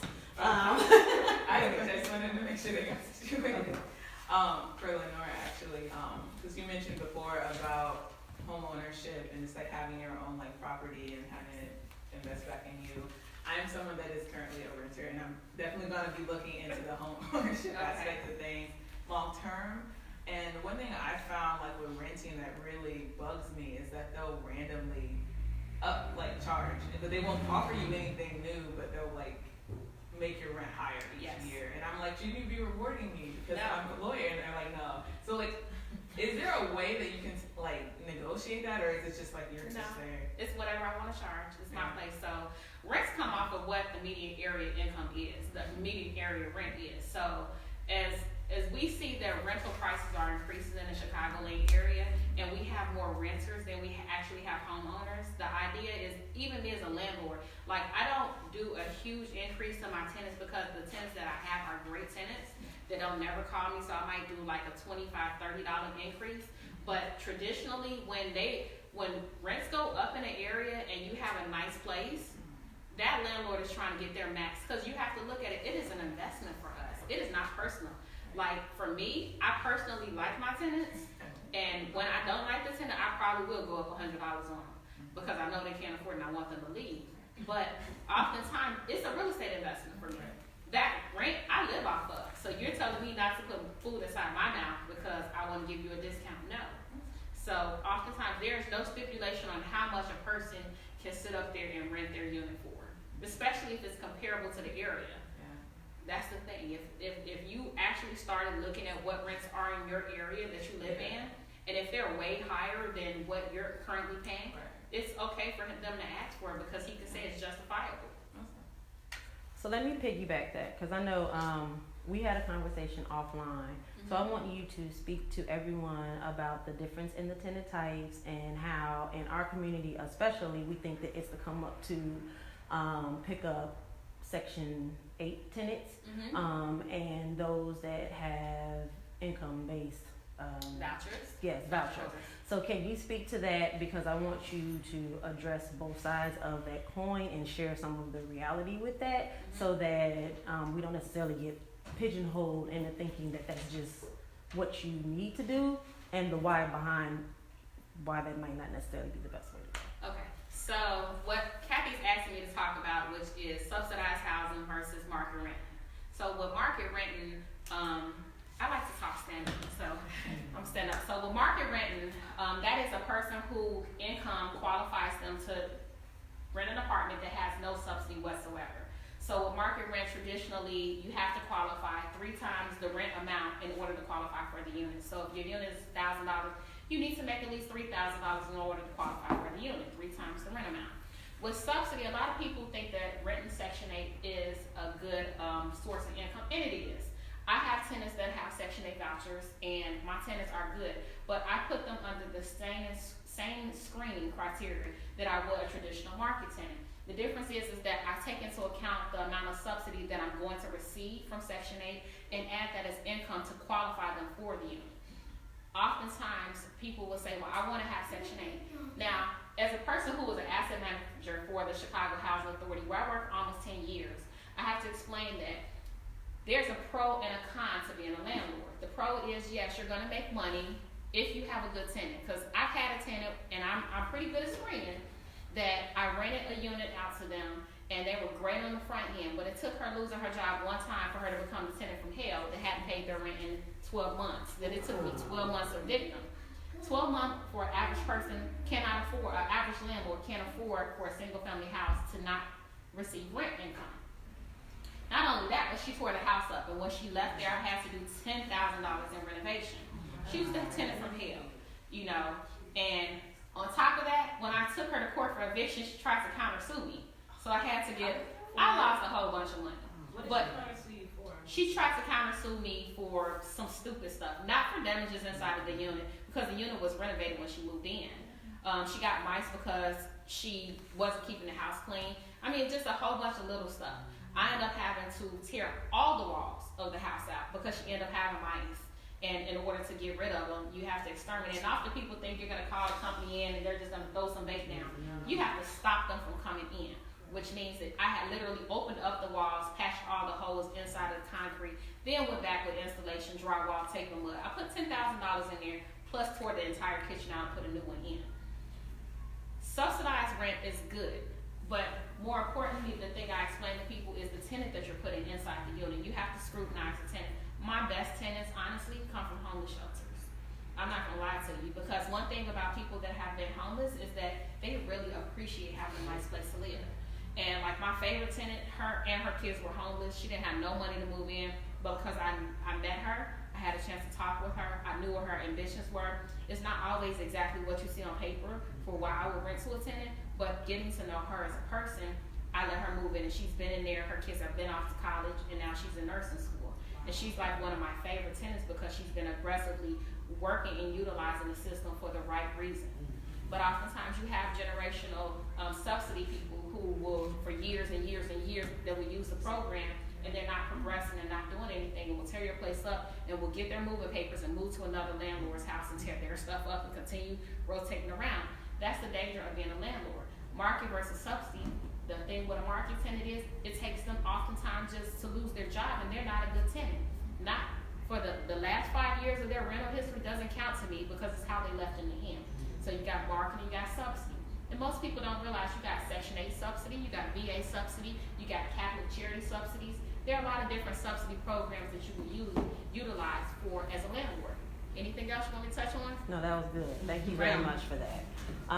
Samara, I'm gonna come down your path because you are supermom per se, right? So you wear an abundance of hats, one of which is a landlord too. And I want you to talk to the people a little bit about the managing of time in regards to that. And the realities that's associated with, business ownership. It looks grand on paper, but the reality of it is very different, although on the tail end you have those benefits. So can you talk a little bit about that? Oh God. Time management is something that I work at daily. It's something that you have to constantly work at because there are so many different things in life that will pull you away from having the time that you once had, you thought you had, you desire to have, and you really have to keep your why in the forefront. You have to tell people no sometimes. If it's going to take you too far off of your goals, you're going to have to, relook at that. But I think one of the main things that I do currently for time management is that I keep a schedule. I have a pretty decent memory, as I get a little older, I be forgetting some stuff sometimes, but I think organization is key to just having everything run fluid around you. And because I am a momager, my daughter acts, we're on a Broadway track, so we do a lot of traveling and stuff like that. But I still have, a teenage son, I have a husband, I've been married almost 14 years. I have myself, I have other things that I commit to. I have 2 businesses. You really got to keep that schedule. You can't really be flying off the wing with stuff because time is money.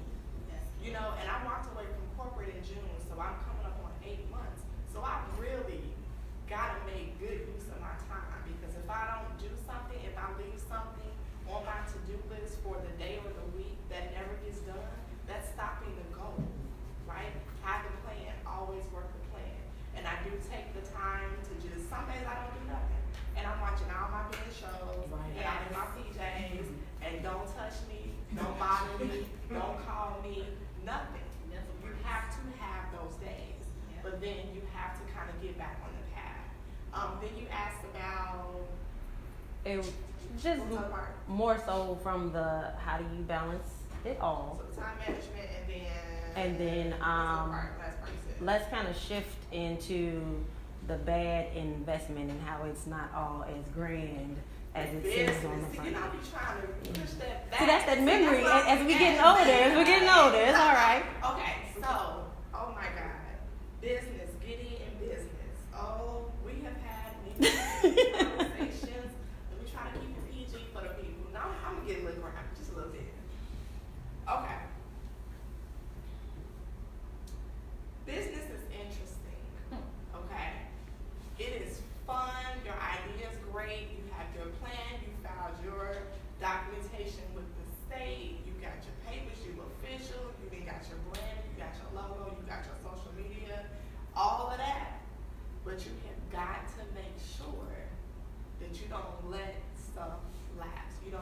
You know, your fees lapse, your registration stuff lapse.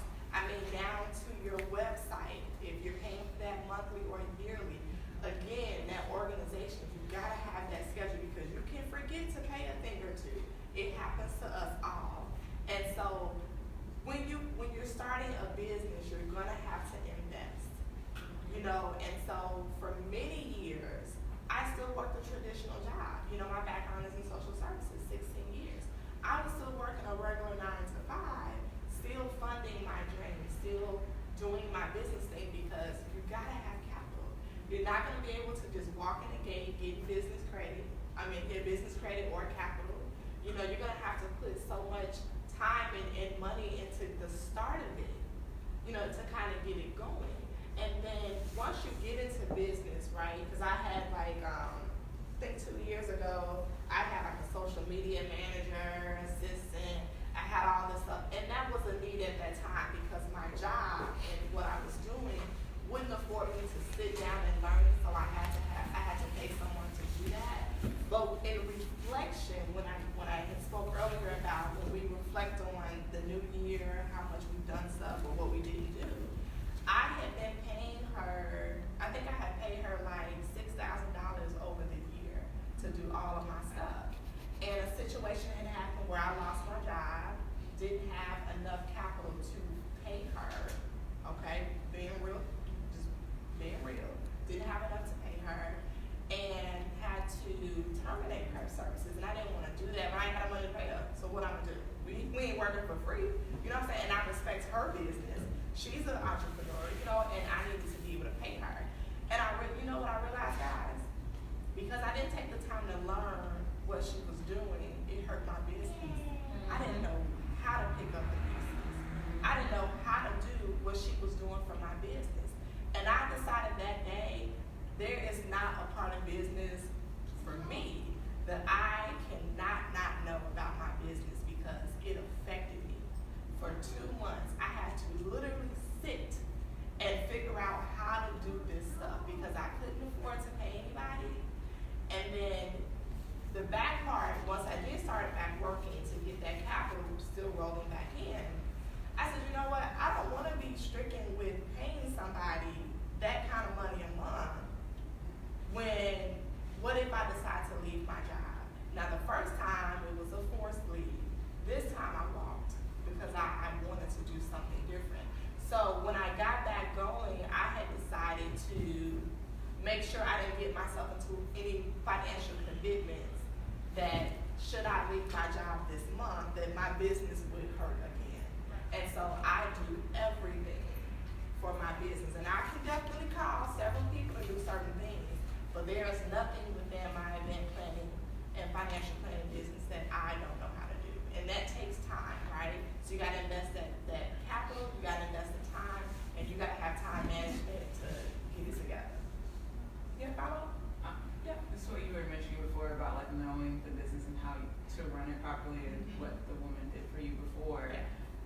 When you had mentioned before about like knowing when to ask for help, so like do you know how to do it and you still have other people doing it so that you're not spread out too thin? Is that what you're saying? So I mean, we're still friends. You know, it wasn't no bad blood. I'm like, girl, I ain't gonna worry about you. I ain't working. You know what I'm saying? We good. So there are times when if I need her to do something and I can't physically get my hands on it, she is one call away. And she still knows the operation of my business and she can go in there and do what I ask. But just for me, looking at like where am I spending excess money, it wasn't that it wasn't important because what she did was it increased my visibility and brand and marketing to no end. Like I'm so happy I have the money to invest in that, but I now know how to do that. Yeah. I have a question, well, 2 questions. One is for all of you guys. I'm not sure if you, I think some of you are married in relationships. My question is, how much is your partner involved in your business? Is it a joint venture? I do this apart from my partner, prenups involved? Like, I mean, I think all of us are married. I'm getting married this year, and I'm just thinking about all of these things now, and I'm like, well, yeah, that's the first question. Go on, Jay.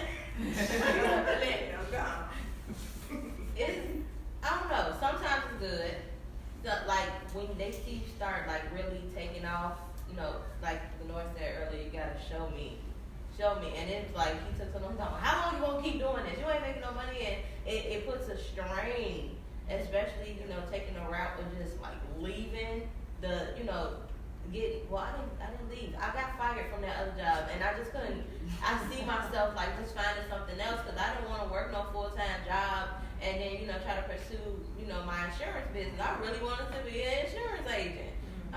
So it was frustrating for a while, but now we're in a place where now he has his own business that I'm helping him with, and entrepreneurship is something that he looks forward to now. Like, okay, he's a very good hard worker and a provider, but now he's seeing the good stuff that comes from being an entrepreneur.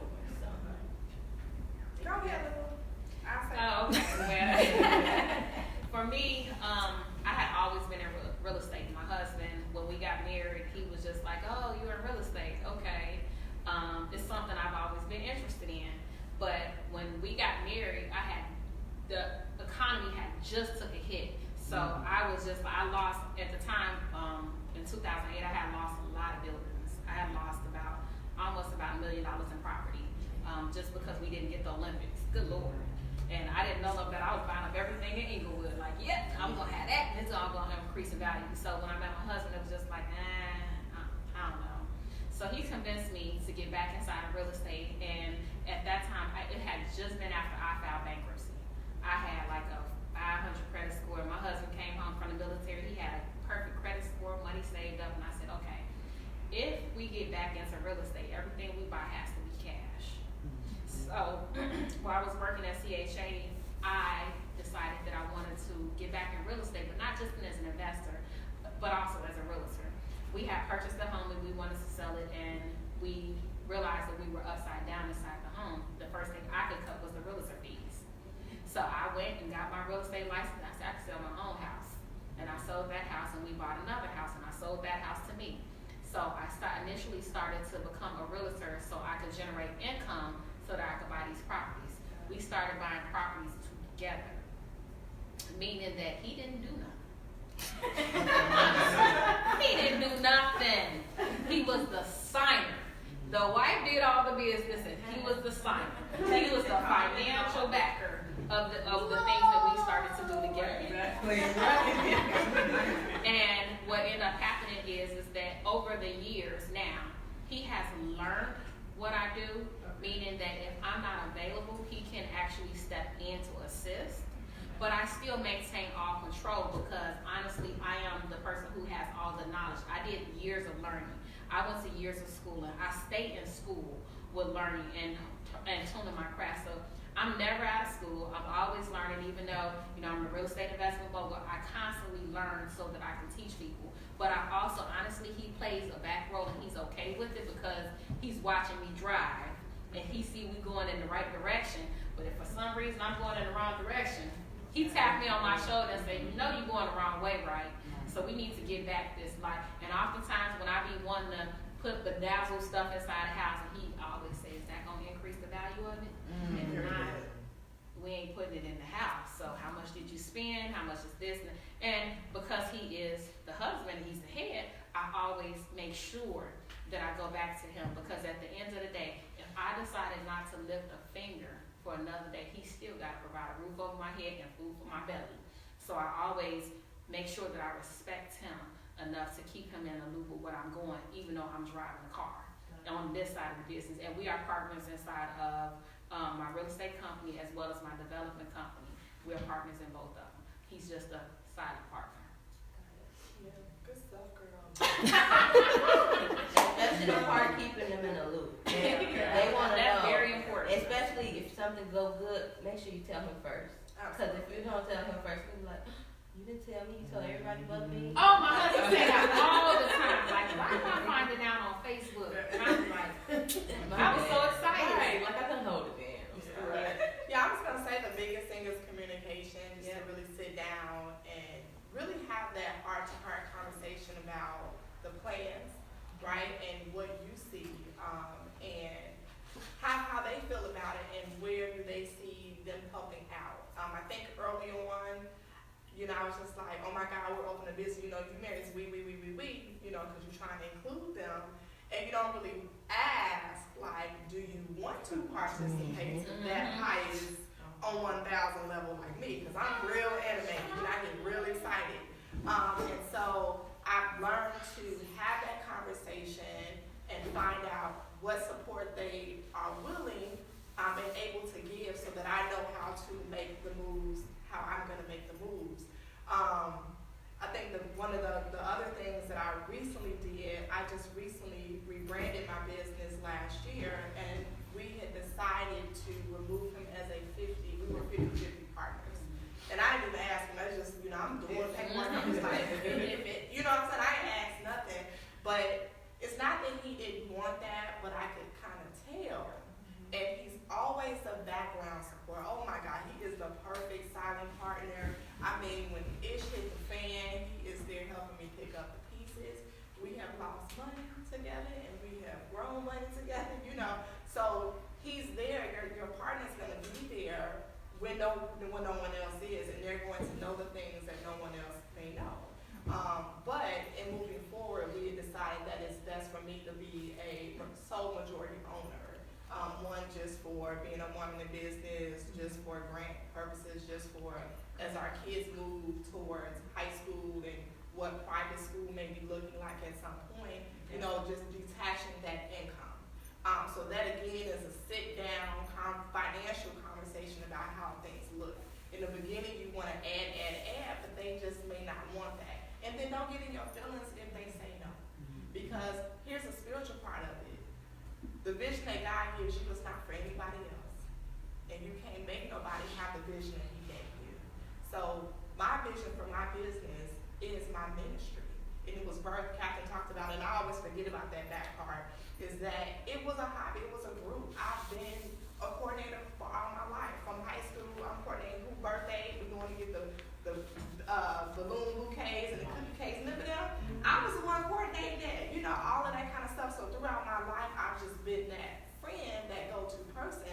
And it just translated to when I started having kids. Me and like 5 friends had kids in the same year. And we just always did stuff together. So going to events, getting them for cheap. Like, man, I get a $10 ticket. We're going to sit right here. That's where it just evolved to. But that was my vision. And I can't expect someone else to have the same care and concern about what it is that God gave me. So you got to just really keep Christ in the center of everything that you're doing, personal business, I mean just life, but definitely business-wise, because you're opening up yourself to so many different other elements and levels of leadership. Okay? Can I just piggyback on that also? Is like one of the things that I have realized over the years, and me and my husband been married almost 9 years, is that we create a time when we talk about business. Because oftentimes you cannot, like, we do not talk about business in the bed. We don't talk about business during family time. We ain't talking about business at the kitchen table.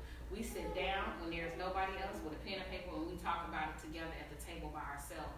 And when we're in business mode, it is not, you know what, this is how I feel. It's not feelings, it's just factual.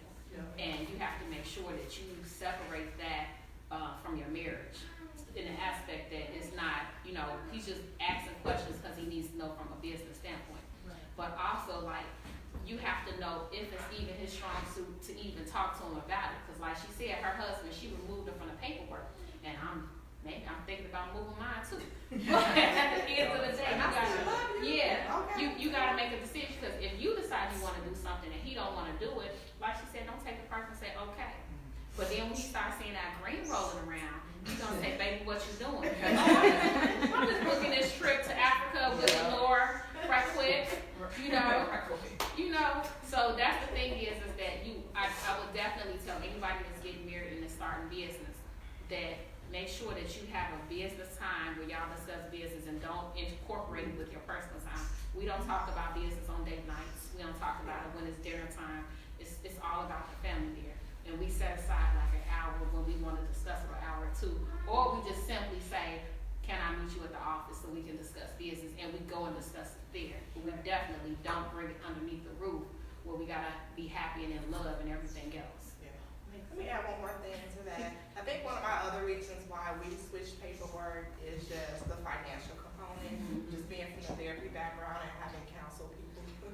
about their relationships. You know, divorce, financial issues is the number one reason for divorce. Sometimes you just have to separate the financial part of it unless this is a joint business with your spouse, because it's just different financial mindsets. And so I think after not asking and assuming just to keep him included, you know, just kind of doing on the paperwork and we discussed it, it was just like, let's just keep things separate, but I'm definitely going to support you. And you got to think about, you know, like grandma, you always say, cover yourself. You know, you want to just cover yourself. You know, not speaking anything to happen, but, you know, I, just from being in my position, I have seen people lose it all. Yep. And so if you're trying to protect something, sometimes you have to make that hard decision that it's yours. Yep. This is mine. You know what I'm saying? That's gonna stay out of the paperwork at the, you know, and you're not speaking any of that. But you have to just be smart about your movements. And again, have that conversation that we're gonna keep, you know, you do what you do. You know, in a healthy relationship, you should always have your individual things, and then you should have your joint things. When you have everything joined, and everybody doesn't have all their hands in, you don't know how to operate, they don't know how to operate. You know, I mean, we know friends and family members that have had relationships just fall apart, and the spouse doesn't know how to do nothing. Like, this is 2019, we cannot put ourselves in that position. Just stuff like I'll tell them, like, you need to know this and that about the kids. Don't put yourself in a situation where I'm not here and you don't know how to function with my kids. You know what I'm saying? Like, you know, that's something that as men, because, you know, men and women, we think differently, we process differently. But it's the same way. The business side and then the managing the household, they don't know nothing. Mom, go ask mom, you know, da-da-da-da. But you gotta put yourself in a position to at least have a written plan, or everybody's gonna operate in their strong suits and their strong roles. So we have time for one more question. Is there anything that is? She's in the back. Oh, then we'll take you both. So to the young lady in the hat, and then we'll take you. So years ago, I bought my first property at 27. I can't remember how old I was when I let it all go. But it was around 2000. There was another housing issue that occurred. And, you know, over the years, I've had some financial issues to happen and things like that. So to hear, you know, how you rebounded, you know, after 2008, that was really encouraging, because I had always wanted to retire at 50. I'll be 50 in June. That's not happening. That's not happening. But it was really encouraging to hear how you rebounded, because I've always felt that I can't get back there. Of course, because I was on a journey, and I mean, I was hitting it hard. And in my case, my father was my real estate agent, and he said, look, what I need you to do is get out of these apartments. And I'm going to give you buy from me, and I'm going to give you the commission, and then I need you to take that and put it on another property. That's all I need. From there, it was on and popping, as they say, you know. And so I want to thank you for that, because you just really inspired me with that, because I just thought I'd never get there. I just said, you know, that's a part of my life. I learned from it. I know what I shouldn't have done, and now whatever.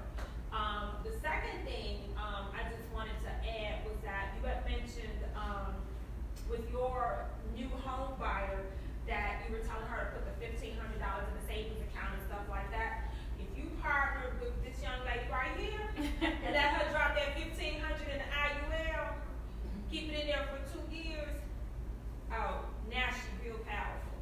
So y'all need to connect on that. Yeah, because then she was really doing something huge. Insurance is very important. Yeah, wealth management, you know, a lot of people don't understand that there's only 3 ways to gain wealth. That's insurance, that's real estate, and that's stock investment. And stock investment is really kind of volatile. So I wouldn't go that route unless you already have a lot of wealth to gamble with. So insurance and real estate is the way to grow your wealth. Absolutely. And if you're being diligent, like you said, you know, do your research on the front end, man, the sky is the limit. And don't ever let nobody tell you, oh, you don't make enough money so you can't get there. It's like you said, it's what you do with your money. That's correct. It's what you do with your money. You can't go, you know, you can't be ugged out. Get some therapy. whatever that is. I'm gonna say them look like, you gotta think real, you know, you can, like, I got friends who like texting me, I'm like, when it comes to my birthday party, no, I ain't got time to buy $7 drinks, I got a bottle at the crib. You know, you gotta be real cautious about how you spend your money, right? Trying to be able to live life. Yeah. Yes, ma'am. My question was, how do you all speak to your children about business? Like, what are you all teaching them? Because I think it's awesome, you know, to be hearing about business and things like that when you're young. There are a lot of things that sometimes I reflect on. Oh, I wish my parents would have taught me. Not trying to be negative, but just thinking, oh, if I would have learned that at 10, I would have been here by now. So I'm just curious, what kind of things are you teaching your Well, children? I teach at Martin Luther King Elementary School on 71st and Racine. I first started teaching with my own kids about finance and money, and for them, I teach them by saving. My son, he has, you know, his savings, his college fund and everything, but I started teaching him to balance my checkbook years ago. And just understanding the concept of what checking is, what assets, what income is, what our bills and everything. I started teaching him years ago. First thing he did as soon as he turned 16 was go get a job. And he maintains his straight A's and goes to work 5 days a week. And this year he could pay for a trip for both of his grandparents and him to take a cruise. And I told him, you save some, I'll help you with the rest. But this year I don't have to help him with anything anymore because he makes that money. And my daughter, she just understands the piggy bank. You put it in, it saves up. When you want something, you get it, but you don't never spend everything. So I teach them, but right now I'm teaching at a school because right now I teach Money Matters is my class I teach at the school. And what Money Matters is teaching my 6th, 7th, and 8th graders what money is, what assets, liabilities are. But I've taken it a step further and started to teach their parents in Inglewood because right now they just don't understand the concept of what credit is, what money is. And for Thanksgiving, I gave out turkeys and hams to all the parents that came to my class because just to get them understanding the idea. Almost 90% of their school are renters in Inglewood where they're walking past abandoned houses and they don't understand that, you know, February is our favorite time of the year, tax season, woohoo, get all that money. And I showed them how you can take your $9,000 tax return and buy that house across the street. Okay. Let me show you how you can live for free. And, you know, CHA, even if you're on subsidy, they have a program that you can become a home ownership. You know, and I'm teaching them about that as well. But the idea is that people just don't understand it. And right now, I'm bringing financials back to the simple ABCs because people are really out here struggling. And when I tell you that I have adults as well as 6th to 8th graders that don't understand the concept of money and don't understand how to use it, why they use it. When I first got into the class, they said, what's money? I could buy me some Jordans, I could buy me some video games and everything else. And now I'm transitioning their little minds to understand that money is a tool that you utilize to get things. It is not like this grandioso, like I can buy everything I want, and then after you buy them, you don't want, what are they worth? I took a young man who had a fresh new pair of Jordans and told the young man next to him, he wanted $130 for them gym shoes. He paid $134, he wants $130, he gonna give them to you. He's like, man, I don't want them shoes, he done wore them and stuff them up. I said, but why? They worth $130. He said, they ain't worth $130 to him. I said, why not? He paid $130 for them shoes. He said, because he wore them already. I said, that's the same concept. It ain't worth what he paid for it no more, so it's called depreciation. They learn really quick what depreciation is. When you don't want to buy his gym shoes for $130, they dirty. Depreciation, baby, they ain't worth what you paid for them no more. So guess what? That $130 just flushed it down the drain. But teaching and it's educational. It's not just for our kids anymore. It's literally for my sister. It's for my brother. It's for the person down the street. It's for the person in the damn currency exchange who don't understand that you paying them check to go, check in the cash, and get a money order. I'm teaching you too because we shouldn't be going to currency exchange anymore. I'm sorry. I just had a conversation with my kids actually 2 nights ago because I try to give them a little updates, you know, in terms of what mom is doing. And wow, this question couldn't be more timely because my kids are looking at me like, okay, you go mom again, you know. But I literally had this conversation and I told them, I said, mom is gonna be retiring within the next 10 to 12 years. So for the next 5 years, this is what I'm going to be doing. So I might have limited time with you based on X, Y, and Z. Because the next 5 years, I have this game plan in place that I'm going to set up my team where I can then start to pull away. And that was talking about, you know, how we have to build a network and get our team so that you can get things going. But my teenager, my son is a teenager, he is a spender. He is a kid that wants some joys and wants this, that, and the third. I said, Lord Jesus, I just pray you just really have a good job in your life. Because, and he's wearing men's sizes, so he's a 13-year-old that is in a men's 9, a men's small. You know, men's clothing is not cheap. So there is an investment because of his size. My daughter is very frugal. That's my little creative. And so for both of them, they have their own accounts right now. They both will be getting their own mutual funds, which is another investment tool that I really love because it yields 8 to 12% off of your money each year. So they'll be getting their own mutual funds this month. My daughter, because she actually has a trust fund set up, so anything that she makes from her acting gigs, 85% goes there, and she can receive 15%. And I usually allow her to buy something that she really likes from that little 15%. For example, she bought her some Beat headphones, the last little money she got.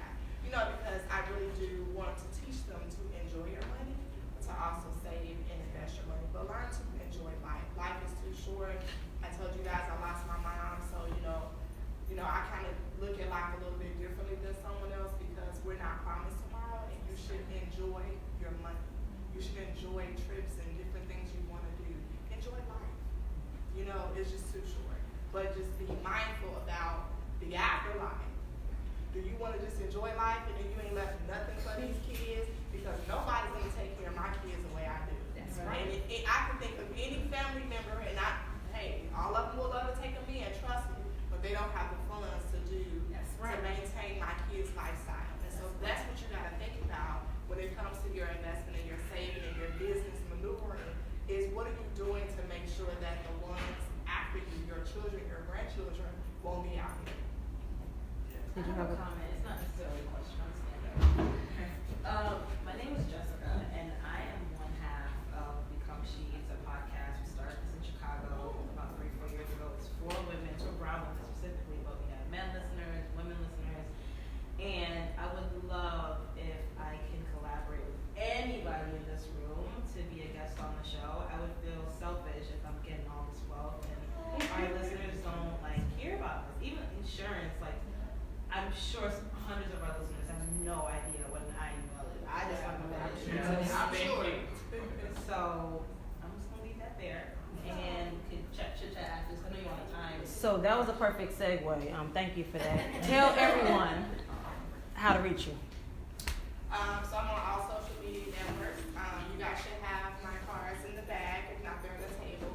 I am public on. You can personally be my Facebook friend. I ain't got to that point where you can't be my friend. Like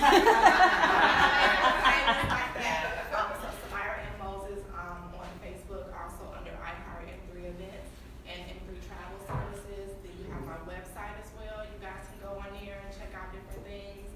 My other team, I have 3 other team members. We just expanded to Atlanta last year, so we're doing some great things in Atlanta. And then of course Instagram is iHeart M3 Events, Twitter is M3 Events Chicago, email is m3eventchicago@gmail. I mean, I'm around y'all. Reach out. Okay. On social media, I have 2 different platforms that I use. I use my name, Jade Cross French. I'm the only Jade Cross French in the world. So you can look up my name. My website is jadecrossfrench.com. And then also Young Gifted Hustler. We have an Instagram. Everything is spelled out Young Gifted Hustler. We can be reached at younggiftedhustler.com. You guys have my information on the top of the takeaway that I gave you, but to those that are watching, you guys can follow me on Facebook at Jade Cross French, my public page. Okay, so I do have a public page, but I am at 5,000 friends right now. I do have a public page, and I have think my middle name is on there, Devon, It is. D-E-V-O-N, Sherman. You can follow me on there. I do have a public page as well that you can follow as well. And I have an Instagram, a Twitter, and I think that's it. You can email me, Lenore Sherman, Lenor Sherman at Gmail or Hotmail. I have both of them, and I answer both. I am at 360 Realty and Development. That is my company, and my construction company is 180 Construction. And I think that's it. And then all of you are registered, so you have all of my contact information, and then all of my pages are linked to that too. And if you didn't register, my cards are in the bag, and you have them even if you did, because I put them in there. So, ladies, I would like to thank you all for, spending your morning with us. Your time is precious, so you did not have to be here. I appreciate you. Any questions, comments, concerns, feedback, email me, let me know. This is something that is continually done. I try to bring whatever topics you guys need to you all as best as I can, as long as I can find someone. If I'm not the expert, I have no problem with finding people who do it. So reach out, tell me what works, tell me what doesn't. You can't hurt my feelings. Not sensitive about this from that standpoint. The point is to bring you the information that you need, and I can only do that if you give me the information that I need on what works. So thank you all. Be safe. Have a great rest of your day, and that's it. Thank you.